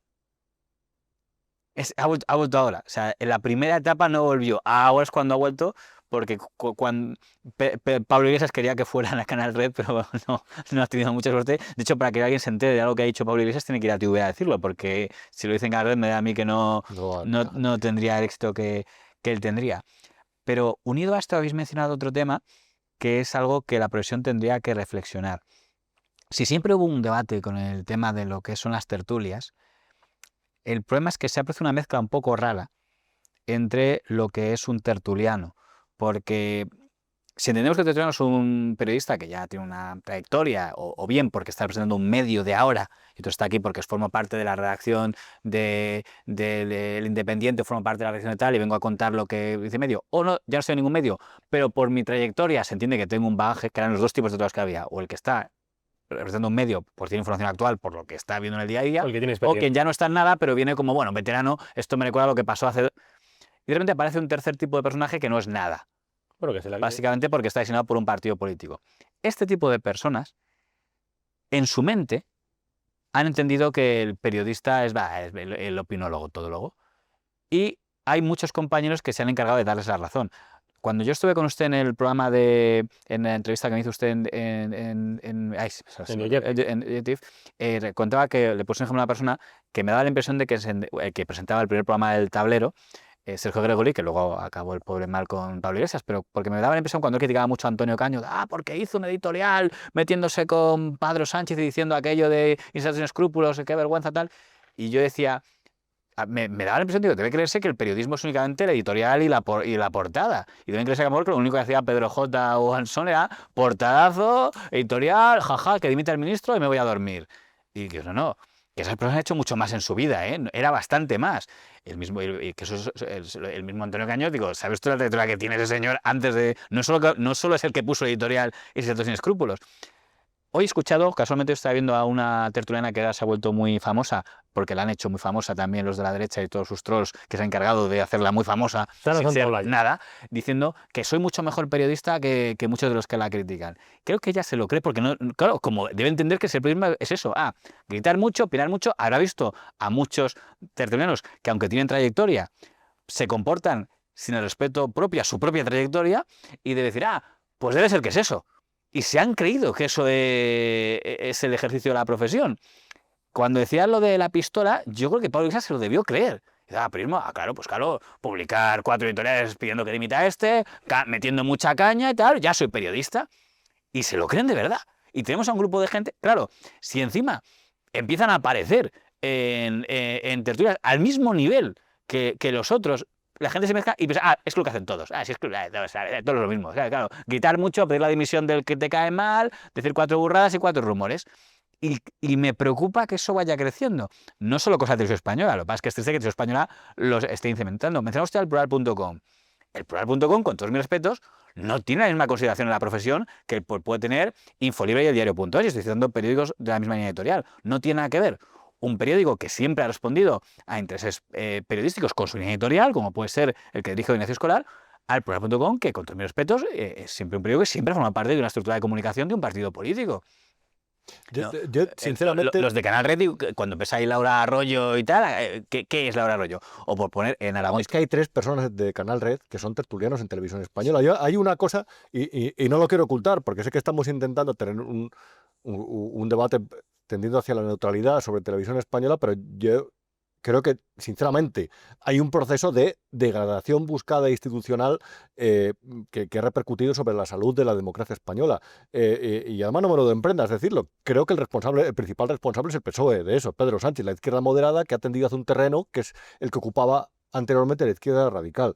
Entonces, yo no puedo desligar ese proceso de transformación en Televisión Española de introducir 3 tertulianos de Canal Red, que es el medio de propaganda de Pablo Iglesias, que, por ejemplo, ha llegado a un acuerdo con una televisión, un canal chino. Que fue vetado en 2021 en Reino Unido porque se demostró, además con pruebas, el regulador del Reino Unido, el Softcom, que sus contenidos eran fabricados por el Partido Comunista Chino, por el gobierno de Pekín, y estaba hecho básicamente como herramienta de propaganda. Si tú metes eso en Televisión Española, te das cuenta de que realmente es una especie de caballo de Troya que no te va a otorgar más que propaganda. Si tú alimentas ese debate, perdonad porque lo diga, que es populista, no sé llamarlo como ese kirchnerismo revanchista, y además si todo lo acompasas de determinadas cuestiones, creo que los debates, por ejemplo, se ha hablado mucho de la ley de amnistía y del daño que había hecho la Constitución. Estoy de acuerdo. Creo que se ha hablado de la toma, por ejemplo, de instituciones como la presidencia del Tribunal Constitucional, que se ha hablado, por ejemplo, de la toma de las empresas públicas participadas, como Correos, como Renfe, Adif, AENA, pero es que creo que hay 2 hitos que han surgido en la primera parte de la legislatura, que a mí son los que realmente me dan temor. Ya no solamente es la toma al asalto de Indra, del Consejo de Administración de Indra, para cargarse a los consejeros independientes. Y ahora la operación que están haciendo con los Escribano, que también ponen los pelos de punta. Sino cuestiones como tenemos Telefónica, que es una empresa privada. Ningún gobierno desde Franco había comprado una sola acción de Telefónica. Habían vendido todo, la participación. Y de repente al gobierno Telefónica es una empresa fundamental desde el punto de vista informático, mantenimiento de las infraestructuras críticas, telecomunicaciones, ya no solamente en días clave, como puede ser procesos electorales, sino también, por ejemplo, cosas que fallaron y no se ha dicho el día del apagón, de repente, qué pasaba con las subestaciones de Telefónica que no funcionó. Se fue también la luz y el teléfono. Eso jamás se ha explicado. Es una empresa fundamental. Podemos estar de acuerdo que es fundamental Telefónica dentro del desastre que es. Y de repente se gastan 2.300 millones de euros desde el gobierno para controlarla. ¿Por qué un gobierno quiere controlar Telefónica? Es decir, ¿qué le incomoda de esa empresa o qué pretende ganar ahí? Ya no solamente los movimientos que ya se han hecho, por ejemplo, poniendo de presidente de Telefónica Audiovisual, Sociedad Anónima, a Javier de Paz, amigo de Juventudes Socialistas de Zapatero, vallisoletano. Zapatero nunca desaparece del todo, ¿verdad? Porque son sus hombres los que están ahí. Y poniendo a Jorge, se llama Jorge Pezzi, que era un socio de Contreras, al mando de la ficción. Eso ya, digamos, son las cuestiones del negociete, y hasta el business. Sino que directamente han puesto Yo creo que ahí había un plan de que Telefónica aumentara, lo hablamos ya, el capital de Prisa y no salió bien, pero había una idea de que Telefónica sirviera para entrar en Prisa y controlar también el grupo Prisa. Entonces yo creo que cualquier ciudadano, a la vista de todos estos ingredientes, se preguntará el para qué.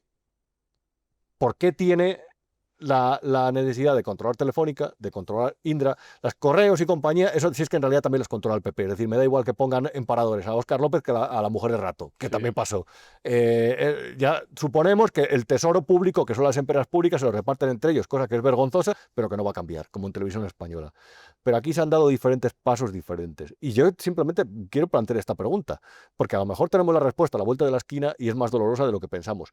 ¿Por qué? ¿Y por qué en este momento se ha cumplido la profecía de la Mata de estamos en el momento más negro de Televisión Española, desde el punto de vista de contenidos, desde el punto de vista de las productoras en las que se apoyan, que son directamente amigos personales, desde el punto de vista de cómo los contenidos de entretenimiento, es decir, a la hora de la cena te meten el telediario, a la señora Pepa Bueno, pero es que después, después de la cena, Entretenimiento, eh, sí. te meten a Buenafuente, el otro día disfrazado de Rajoy, o te meten a Mar Giró. Son, que si os fijáis, son una especie de, los monólogos son divertidos, graciosos, bla, bla, bla. Pero hay una línea muy clara. Hay línea que no te mete un periodista, no te mete Germán Terz, pero te la mete Buenafuente. Pero es que Y es lo mismo. Mar Giró cada semana me parece que hace, con todo mi respeto, es el mismo monólogo. Creo que hace el mismo monólogo. Porque no dan para más. Y después vemos a los ministros retuiteando qué gran monólogo de El Mar Yo Giró. creo, Qué sinceramente, valentía la de... El humor puede ser a veces una herramienta de editorial en Estados Unidos, es mucho más fuerte que una editorial. espero equivocarme con esto y ojalá me equivoque, pero creo que todo este planteamiento, todos estos movimientos obedecen a un plan. Hacia dónde nos lleve ese plan, qué resultados tenga, en qué se convierta la democracia española, no lo sé, pero esta abundancia de propaganda, esta exhibición de fuerza. Hace una semana se propusieron, a la vista de que en las encuestas no remontaron su espacio a la izquierda con la cuestión de Gaza, con el tocar las trompetas y hablar de la guerra, se propusieron un plan. Lanzaron a Iván Redondo para decir que el liderazgo de Feijóo era débil. Todo el mundo, a derecha y a izquierda, se puso a hablar de lo que ellos querían, que era el liderazgo de Feijóo es débil. Que puede ser, pero que la clave no es que sea o no, la clave es que se habla de eso. Han tomado absolutamente el control del discurso de la esfera pública y de empresas fundamentales en lo privado. ¿Dónde nos llevará? No lo sé, pero creo que no es a un lugar mejor. Decía la Mata. Claro, aquí el problema es que lo que puede, en un sistema parlamentario como el nuestro de alternancia, la clave es uno toma el poder, otro presenta una alternativa y si aún mientras genere más ilusión el poder, sigue el poder, y en el momento en que la deje generar pasará a ser la alternativa, lo que cambie. Pero en el campo audiovisual y de las televisiones públicas, que es a fin de cuentas de lo que estamos hablando, nunca he apreciado una alternativa que se haya presentado en cuanto a que haya ninguna propuesta de modelo alternativa. Es más, mucho me temo que la costumbre lo que nos muestra la historia es que suele ser asumido lo que se ha hecho, mal imitado por los siguientes cuando se produce una alternancia. Hablaba antes de los comentaristas, no sé cómo llamarlos. Sí, siempre ha habido, digamos, cuotas de... Es que decir, pero la pregunta en la Mata, para mí, y yo tengo menos conocimiento que vosotros dos, por supuesto, siempre ha habido activistas, en mayor o menor grado, en las tertulias. Yo creo que nunca ha habido activistas de tan bajo nivel. O sea, una cosa es que tú seas del PSOE o seas del PP, pero puedas hablar en una conversación sin pegar voces ni decir absolutas tonterías. Bueno, es que el problema es que se han fusionado muchos modelos de televisión, porque en el fondo lo que estamos viendo es un modelo muy parecido de hablar al que podríamos haber visto en la tertulia de moros y cristianos. Bueno, claro, esto es muy joven. Pues en la Noria, tal, en otros momentos. Salió Pedro Sánchez en esa tertulia guiado un día en el público. Es cierto, es cierto. Y pues llevarlo al tema. Pero yo me temo que creo que como están viendo que funciona para lo que ellos buscan, es que es curioso porque casi parece que hacen programas únicamente pensando en a ver cuántas piezas salen para Twitter, a ver cuántas piezas salen, a ver qué momentos viralizamos para... Fíjese, Vox, que es por ejemplo muy contra televisiones públicas, la televisión pública que menos critica es la de Aragón. Yo creo por dos motivos. Uno, porque es una que tiene muy buena audiencia, como un 12%, yo creo que es la segunda más vista después de TV3. Y claro, ¿qué problema tiene? Que es su audiencia muy mayor, a la que a lo mejor Vox no puede llegar por sus canales y por sus redes, y Vox no puede menospreciar nunca al público de alta edad. Entonces, negociaron que les dieran, creo que son 30 segundos, Entonces está negociado que en el informativo, igual que hay, pues hay como 30 segundos que son de Vox, que tienen que contar algo que haga Vox. Y en la tertulia se han metido a dos de ellos, que uno es el editor de la Gaceta de la Biosfera, que es un medio que es de Vox, es de la Fundación Disenso, creo que no está, que es el equivalente entonces a lo que sería el plural para el PSOE, sería la Gaceta de la Biosfera para Vox, y está ahí, Agustín Benito como tertuliano en Aragón TV y Iván Vélez es otro que tienen. Bueno, pues ese tipo de acuerdos me hace pensar que si hubiera un cambio de gobierno en televisión, pues aplicarían, porque creo que les está gustando el modelo Centro Sol, lo que hay que ir a hacerlo ellos. Y lo dan mal, creo que suele pasar cuando el Partido Popular suele hacer la fotocopia mala de lo que hace el Partido Socialista.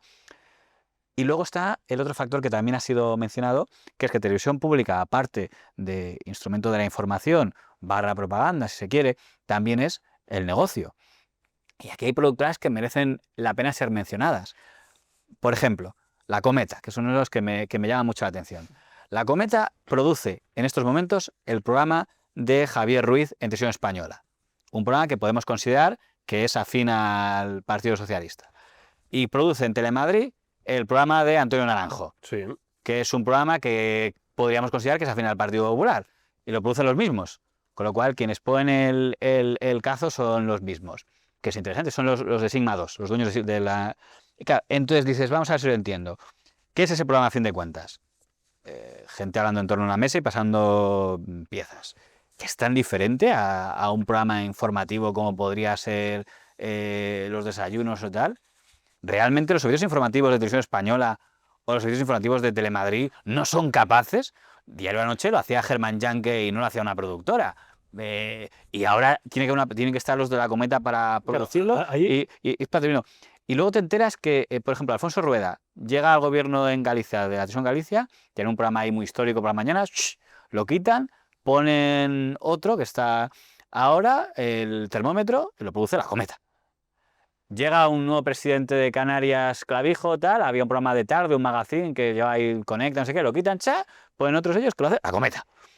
Y joder, qué máquinas son estos tíos. Dices, en el sentido de que, bueno, pues serán muy buenos, eso no les quito el mérito, pero la pregunta que yo me hago es, si no tienen capacidad las televisiones autonómicas de hacer programas que en la básica son magazines o programas informativos, cuando por cierto supuestamente los programas informativos tendrían que depender de los servicios informativos, entonces, o una de dos, o se está saltando las normas de las televisiones públicas, o tienen un equipo que no somos capaces de hacerlo. Bueno, pues si no somos capaces de hacerlo, entonces esa plantilla inflada que tiene ya está sobrando. Porque lo que no se puede es las dos cosas. No puedes tener plantillas infladas, no es que hace falta por el servicio de los ciudadanos, pues ¿pero qué servicio? Si lo están haciendo, lo estáis externalizando. Hay un ejemplo, y se va a enfadar, pero en realidad me da igual. Cuando Álvaro Zancajo se salió de Antena 3, se fue a Televisión Española de contratado externo. Creo además que le hicieron una figura de directivo externo. Sí. Haciendo 24 horas, ¿no le pusieron? Eso es. Luego se fue de director de informativos de Canal Sur, ya con Moreno Bonilla. Y ahora, si no me equivoco, no sé si todavía estaba en el Consejo Audiovisual de Andalucía, que es un chiringuito. Es un chiringuito. Ahí eso tuvo Javier Aroca. Mientras tanto, trabaja para Vox, pegado a Disenso, mientras en Vox dicen que van a desmontar la televisión pública. Es que no me creo ningún discurso con respecto a que van a mejorar la televisión pública, porque todos demuestran hacer lo contrario a lo que predican, finalmente. Y sí, incluyo a Vox en este saco. Es decir, cuando hablan de la motosierra, no tengo ninguna duda de cuando puedan pillar un puesto en el Consejo, lo van a pillar, como Pablo Iglesias también lo pilló, como lo pilló Ciudadanos también. Y como, por supuesto, PP y PSOE lo han hecho toda la vida. Entonces aquí no queda más que la equidistancia, porque en realidad siempre se ha demostrado que a la hora de la verdad, cuando ofrecen esa capacidad de controlar una parte del mensaje, no ha renunciado absolutamente nadie a ello. Pero aparte de no renunciar, decía la Mata lo de las productoras privadas, que es un tema recurrente que hemos tratado en la conversación. Tenía Daniel Gascón una columna que me pareció muy buena, que se llama la privatización de la televisión pública. Claro, porque está este argumento que se usa mucho, y que lo usarán mucho incluso activistas muy asiduos a las tertulias, de sí a la sanidad pública, sí a los medios de transporte públicos, sí, todo lo público es bueno. Coño, lo estás diciendo en un programa que se hace por una productora privada. en una cadena pública. ¿No es un poco incoherente defender todo lo público menos lo tuyo, que estás haciendo un programa en una productora privada, en un medio de comunicación público?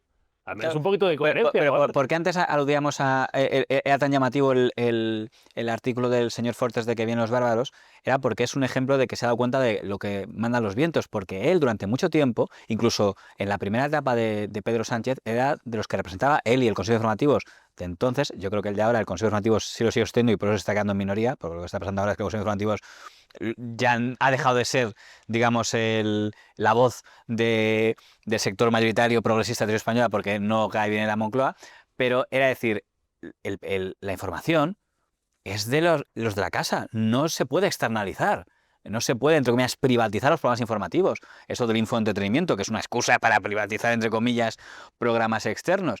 Ya en su momento con Zapatero era discutible el tema de lo de Madrid Directo y compañía. Ahora, por cierto, España Directo, que es el que hacía Roures, porque dices, lo hacían mejor, es verdad, o sea, lo hacían mejor Mediapro que los de aquí, pero dices, vale, pero es que aquí tenemos delegaciones, entonces, si las delegaciones de Televisión Española no pueden hacer un programa como España Directo, pues yo qué sé, mejóralas, pero no por las cosas que como hacen mal, pues lo pasamos al sector privado, que tiene razón en que lo hacían mejor ellos, pero dices, es que no tendría que ser la solución. Claro. Madrid Directo en Telemadrid también lo hace una productora privada. Es que no tendría que haber contratos blindados en ningún momento de la administración, porque si usted no lo sabe hacer, si usted está en un juzgado, la puerta, y no sabe administrar las entradas y las salidas, a usted hay que echarle. No contratar ni claro. Es que le seguimos pagando el sueldo, pero pues además a un portero privado. Claro, esto es como si tenemos un hospital, ¿no? Entonces tenemos unos médicos que son funcionarios, están contratados por el gobierno. Y bueno, pero es que estos no valen. Tráeme a esta otra plantilla y estos que... Pero si los mantengo. Claro, o sea, ¿tú te imaginas lo que pasaría si el servicio de radiografías, de rayos X, de un hospital se lo encarga de una empresa? Te salen a la calle 200 millones de personas, ¿no? Los médicos, si nos están robando. Pues eso le está pasando al que está defendiendo la sanidad, la televisión pública y a Cintora. Eso le pasa al del quinto anillo del infierno de Dante, que es Fortes. Es verdad, ha caído en ese renuncio. Yo, vamos a ver, simplemente porque no me gustaría que se quedara esto en el tintero. Sí. Para mí la clave, si todavía España tuviera cierto concepto estratégico sobre lo que representa en el mundo, aunque sea el idioma español, sí. Y esto sé que va a generar tensión entre los nacionalistas que hoy están, por cierto, defendiendo la 2 en catalán. Sí. La clave sería que el servicio público de radio y televisión, a sabiendas de que ya hay alternativas privadas en España, se enfocara al exterior. Y en un momento de tensiones geopolíticas en el que China y Rusia están influyendo de forma decisiva en Hispanoamérica, con sus contenidos, con Russia Today, con todo, es que lo hace hasta Irán realmente, con Hispan Televisión, que está en español.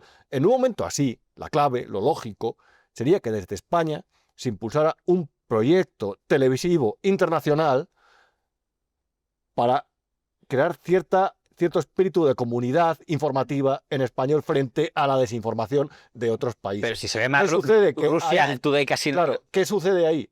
Que ahí no ganarían dinero las productoras. Ah, amigo. Y ahí es por lo que no se hace ese proyecto. Amigo. Y ahí llegaría el PNV y te diría, a mí que me interesa, ¿por qué tengo que apoyarle a usted un proyecto de español cuando yo lo que defiendo es el euskera? Si todo es follow the money. Claro, pero el resto del dinero. Sí. Lo que es absurdo es que esté viendo cadenas de habla hispana que están intentando expandirse desde hace tiempo, el proyecto de Telesur, que por cierto, una de sus reporteras está ahora de reportera de televisión española. Sur y de Russia Today, que es la señora Ñáñez. Y de Hispan TV, está lo mejor de cada casa. Hispan TV, Russia Today. Fernández se fue a Estados Unidos al proyecto Globovisión, se llamaba. Sí, pero ahí le ha ido bien, parece. Le ha ido bien, claro, ese proyecto está muy bien. Sí, claro. Entonces, en un momento que están fomentando los canales internacionales, es un poco absurdo que España no dé la batalla por tener una difusión de contenidos internacional en castellano. Es llamativo que ni siquiera se hayan planteado darla. Lo que pasa es que, claro, como están quebrados, como para plantear hacerlo, pero es donde tendría sentido que España lo hiciera. Y yo creo que ni siquiera se han atrevido a planteárselo, porque así, hombre, estamos ahora para meternos en fregados. Yo creo que si Luis Fernández lo hubiéramos dejado aquí, le pegaba mucho meterse en algún proyecto de esa naturaleza. Sí. Una cuestión que a veces se ha tratado, y creo que tú has escrito sobre ella, Rubén, y ya para ir cerrando, el tema de la telebasura. Cuando decimos telebasura y recordamos tiempos eso del tómbola, del salva. Era muy rentable, ¿eh? Que era muy rentable, y lo bien lo sabe Basile. No, digo, pero Tómbola en Canal No también, también que se culpa mucho a Tómbola de la quiebra de Canal No, se equivocan. Se le podrá criticar la degradación, pero justo era un programa que ingresaba casi, no digo el doble, pero casi de lo que costaba. ¿La telebasura ahora es el infoentretenimiento, Rubén? Yo lo que creo es que es muy curioso porque vamos a intentar explicarlo según yo lo entiendo, realmente. Y esto es subjetivo, ¿vale? Sí.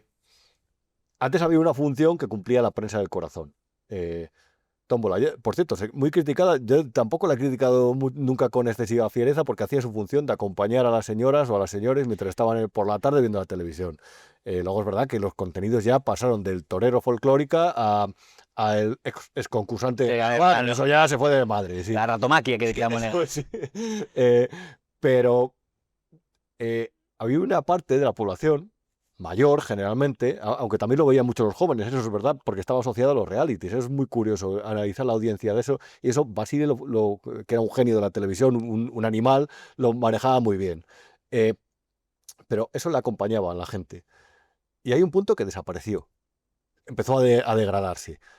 Y es muy curioso porque, claro, yo he preguntado en mi entorno siempre, ¿y por qué ya no ves esto? Y la respuesta es culerones turcos en YouTube, Sí.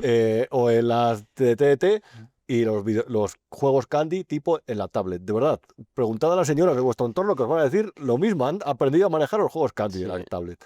¿Qué sucede? Que la labor de esos personajes, más allá de la broma, ese público no ha desaparecido de la televisión, o en parte.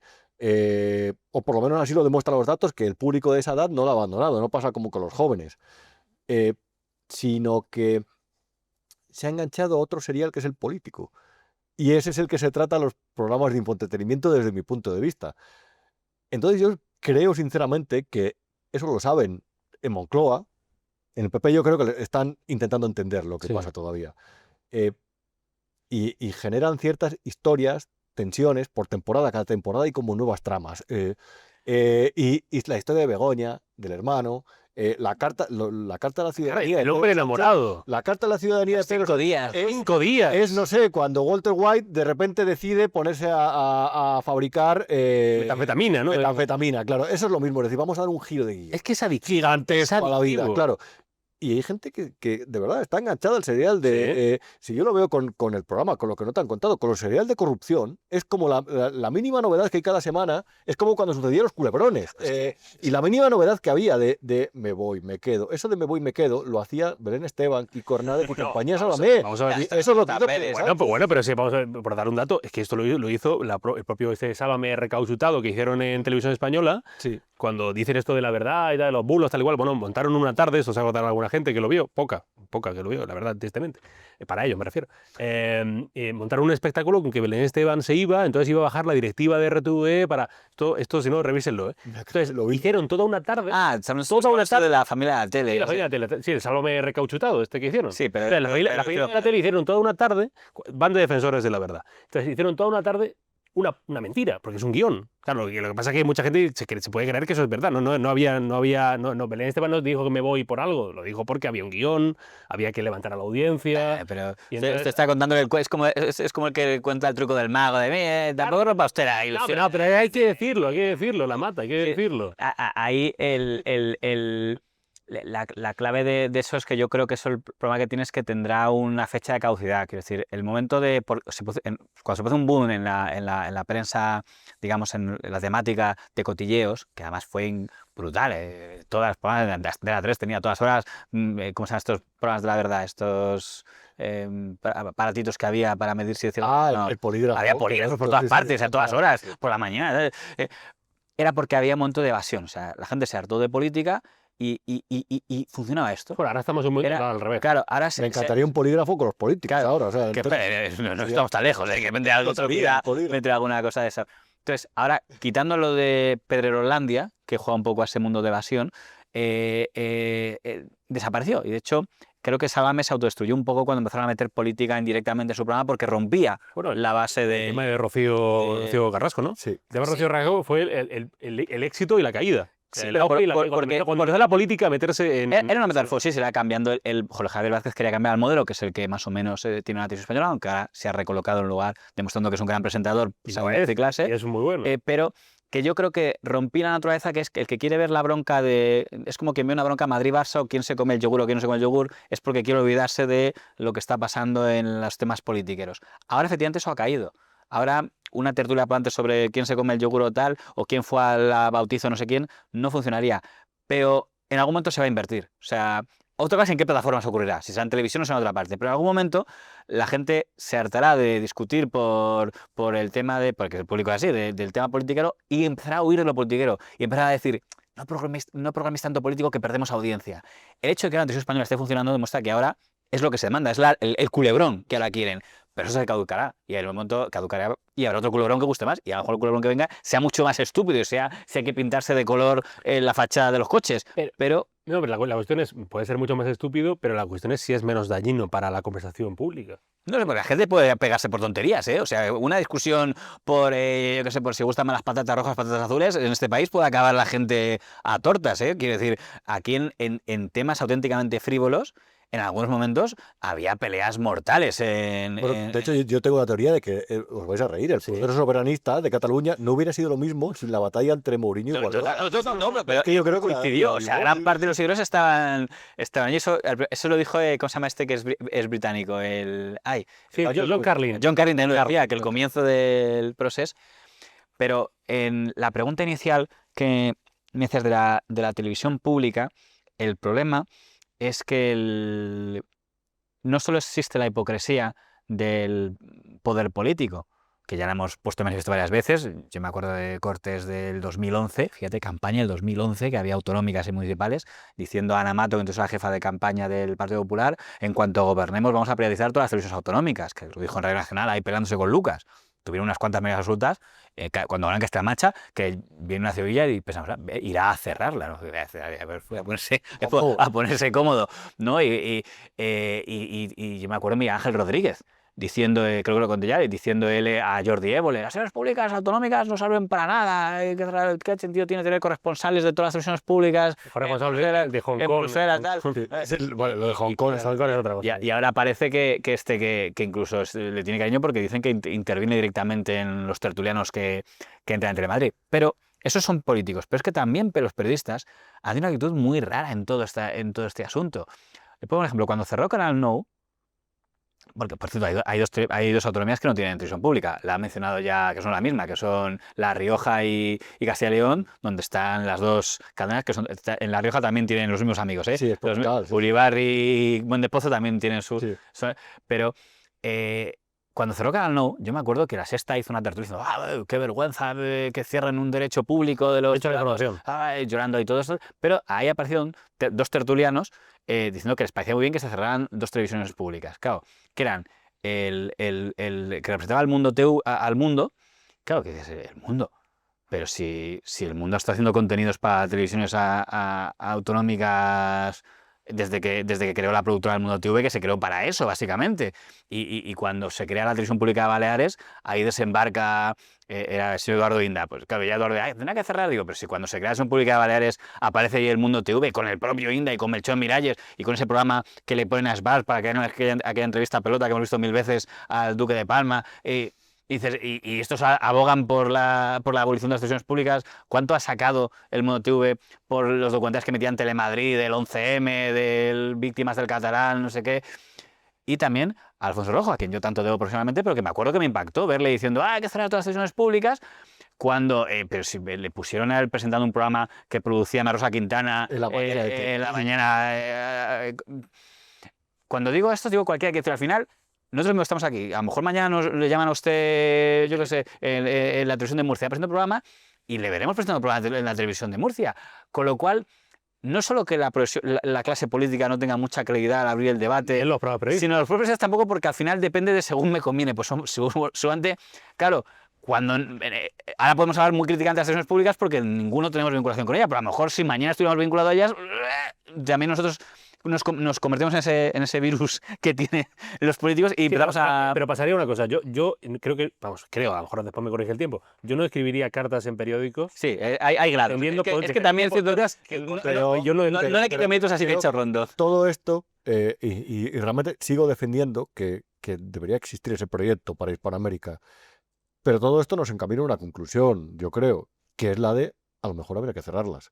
Si todo el mundo tiene la tentación de utilizarlas cuando está cerca de ellas, incluidos los propios periodistas y empresas mediáticas, no ya los políticos, a lo mejor sí que habría que cerrarlas. Si tú tuvieras en tu mano un poder para poder cerrar RTV, ¿lo harías?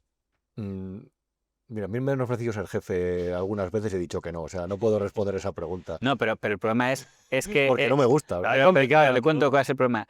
¿Por qué cree usted que el Partido Popular, tras decirlo, perdón que me cambio el tutor, ¿por qué creéis que no lo hicieron? ¿Porque no les dio la gana? Seguramente había gente que de verdad quería hacerlo, pero es que a lo mejor hay demasiados intereses en juego. Hay dos intereses que se mezclan aquí y los dos son imposibles de vencer. Uno, y lo hemos mencionado todos constantemente, uno, que al final el político que siempre se va a sentir atacado, siempre, es imposible que un presidente no se sienta atacado, dices, es que al final que haya al menos uno que no me ataque. Entonces, y el otro, los negocios. Le vas a decir, al final, ¿qué es un político? ¿Por qué la gente quiere político? Es un presupuesto. Es la capacidad de decir quién gana y quién no gana dinero. Es principalmente eso. Vas a pedirle a todos los que tienen... Pero si estamos hablando de que hay productoras que existen solo para trabajar en televisiones públicas. O sea, si solo viven de eso unas cuantas de ellas. Quiero decir... en el momento en el que toda la programación, es que podemos seguir enumerando programas, el mismo programa de 120 minutos que produce Unicron, es decir, Ana Rosa en Telemadrid, no lo podrían hacer los servicios informativos de Telemadrid. Estoy convencido que cogemos cualquier plantilla y encontraremos programas, y vuelvo a lo que he dicho antes, y si no son capaces, pues menuda porquería de plantillas tenemos en las televisiones públicas, y entonces ¿para qué las mantenemos? Entonces, al final, juntad lo que es el poder de político, decir, al menos uno que me defienda, mi lugar de confianza, llámese Telemadrid, llámese Televisión Española, y el poder de dar dinero a los amigos, amigos políticos y amigos... Lo que creo, y Sí. termino con esto simplemente, es que ahora ellos se van a encontrar con algo que no van a poder controlar, y ya no lo controlan, que es algo que va mucho más allá de lo que ellos temían en Internet cuando lanzaron la campaña contra las fake news en el año Bueno, que 2016. está motivado totalmente... Claro, por razones de negocio de los medios, sí, políticos. Es el reel. El reel no lo pueden controlar, porque cualquiera puede hacer un reel. Y en los reel hay completa toxicidad, pero también hay información muy buena. Y eso, de verdad, pueden tener muchas televisiones a su servicio, muchos medios de comunicación perfectamente dirigidos y redirigidos con mil estrategias, no solamente la publicidad institucional, como la gente piensa, pero el reel no lo controlan. Y el reel es la principal, yo no sé qué será mañana, pero hoy es la principal vía de comunicación. Luego eso sacas con un mensaje de esperanza, no en el campo de la televisión, sino en el mensaje. No, sí lo es. O sea, por eso la gente ve a Rubén aquí en lo que no te han contado, y a las tertulias con Jano. Por eso espero que nos vean a nosotros aquí en... A mí me faltan muchos años para jubilarme, tengo que tener algo de esperanza. Claro, por me comprador. tener esperanza. Sí, pero no subestimen las fórmulas de control. Ya sé que están palo y zanahoria. El palo es medida contra bulos, pero luego está la zanahoria, es decir, ayuda para las nuevas fórmulas de comunicación, tal, y si eres bueno, esa ayuda será mayor y si eres malo será menor. O sea, ya irán apareciendo fórmulas porque siempre hay palos y zanahorias en estas cosas. Una recomendación para la gente que nos esté viendo, después de terminar la tertulia, se van al canal de la Hemeroteca del Buitre. Aparte de todos los vídeos que él tiene, hay uno que me encanta. El último uno de los últimos es sobre Ernesto Ekaizer. Este es maravilloso. Vaya cantidad de golpes. O sea, porque Ernesto Ekaizer, para quien no sepa la historia, y lo cuento brevemente, y ahora se van, si quieres, al vídeo de la Hemeroteca, es esto que dijo, pero tú quién coño eres. Se lo dijo a Hugo Pereira en la tertulia esta de Cintura. ¿Tú quién coño eres? Pegando unas voces que yo no había visto mucho tiempo en una tertulia ni deportiva. Y mira que en la deportiva se calientan más, ¿no? Y entonces el señor Lamata le dijo... vino a decir que él no estaba muy bien para dar muchas muestras de respeto y muchas lecciones de respeto, pues lo puso en su Twitter, porque le había insultado a otros tertulianos en otro momento. Lo que decía es que aquí lo que pasa es que yo no es porque tuviera ganas de... Lo que me molestó no es que le pegara un grito al señor Pereira. Yo había hecho una pieza contra Pereira en abril por algo muy parecido, porque le vi hacer algo que era dar lecciones de algo que no me parecía que... Porque veía a Pereira metiéndose con no sé qué movida tengo con Vito Quiles o con Ndongo diciendo hay que diferenciar el periodismo y el activismo, que no tiene que ver. Entonces digo, que lo digas tú, yo que me acuerdo cómo conocía a Pereira y en qué circunstancias le vi y lo que él hacía cuando estaba en estado de alarma y cuando estaba... Pues me pareció, entonces, era como decir... es muy complejo decir según qué cosas, salvo que empieces diciendo, si hubiera hecho en Sonto el señor Pereira, yo que hice esto en el pasado, Yo que fui ahora yo que fui entiendo activista. que estaba equivocado. Entonces dices, chapó. Arrepentido los creo, sí, sí. Porque, si no parece lo que quieres hacer, entonces claro, en este caso el señor Kaiser lo que mostró no es que le pegara un grito a Pereira, aunque está feo, ¿no? Sí. Pero es que encima puso un tuit diciendo, no, para justificarse, es que lo he hecho porque no ha cuidado las formas ni los modales. Digo, Pereira podemos cuidar muchas cosas, pero era bastante más educado que él en ese diálogo, y que justo Kaiser, que tiene un historial, se pusiera a dar lecciones de modales. Digo, Kaiser es un gran periodista, pero modales, digamos, en las tertulias no se ha caracterizado nunca por tener unas formas... No cuentes más y que la gente vea el vídeo. bueno, tampoco... Hombre, que le vea el vídeo. Mejor que vea... No, que vean esto, por supuesto, pero si han llegado hasta aquí ya, que termine la tertulia y que se vayan después un ratito a ver la hemeroteca del buitre. JF La Mata, gracias por venir. Gracias a usted por aguantar. Rubén Arranz, gracias por venir. Gracias a vosotros, gracias a Iván. Gracias a Valencia aguantando aquí. ¿Hay alguien que está por Sí, ya. Sí, sí. Eso siempre lo digo yo. Gracias a Héctor Jordana, que también hace su trabajo después para hacer la maquetación y todo eso, subir el vídeo. Gracias a Iván Valencia, que está detrás de las cámaras. Nos hemos ganado muchos amigos en esta hora y 50 que llevamos ya de programa de Contrapoder. Próximo domingo, con más temas. Dígame, La Mata, ¿qué? No, que sería curioso si le saluda al ejército norcoreano de Twitter, porque sé que Rubén Arranz está muy pendiente de lo que escriben. ¿Te mandan saludos habitualmente los del ejército norcoreano, estos que hay en Twitter? Me odian, pero bueno, da igual. Sí, es igual. Sí, al final confío en el reel como futuro. Confiemos o sea, en el reel. Pero sí, me odian un poco. En el reel y en Contrapoder. Próximo domingo, más. Intentaremos que al mismo nivel, porque ha sido nivel hoy importante, La Mata, Arranz. Pasen buena semana. Adiós.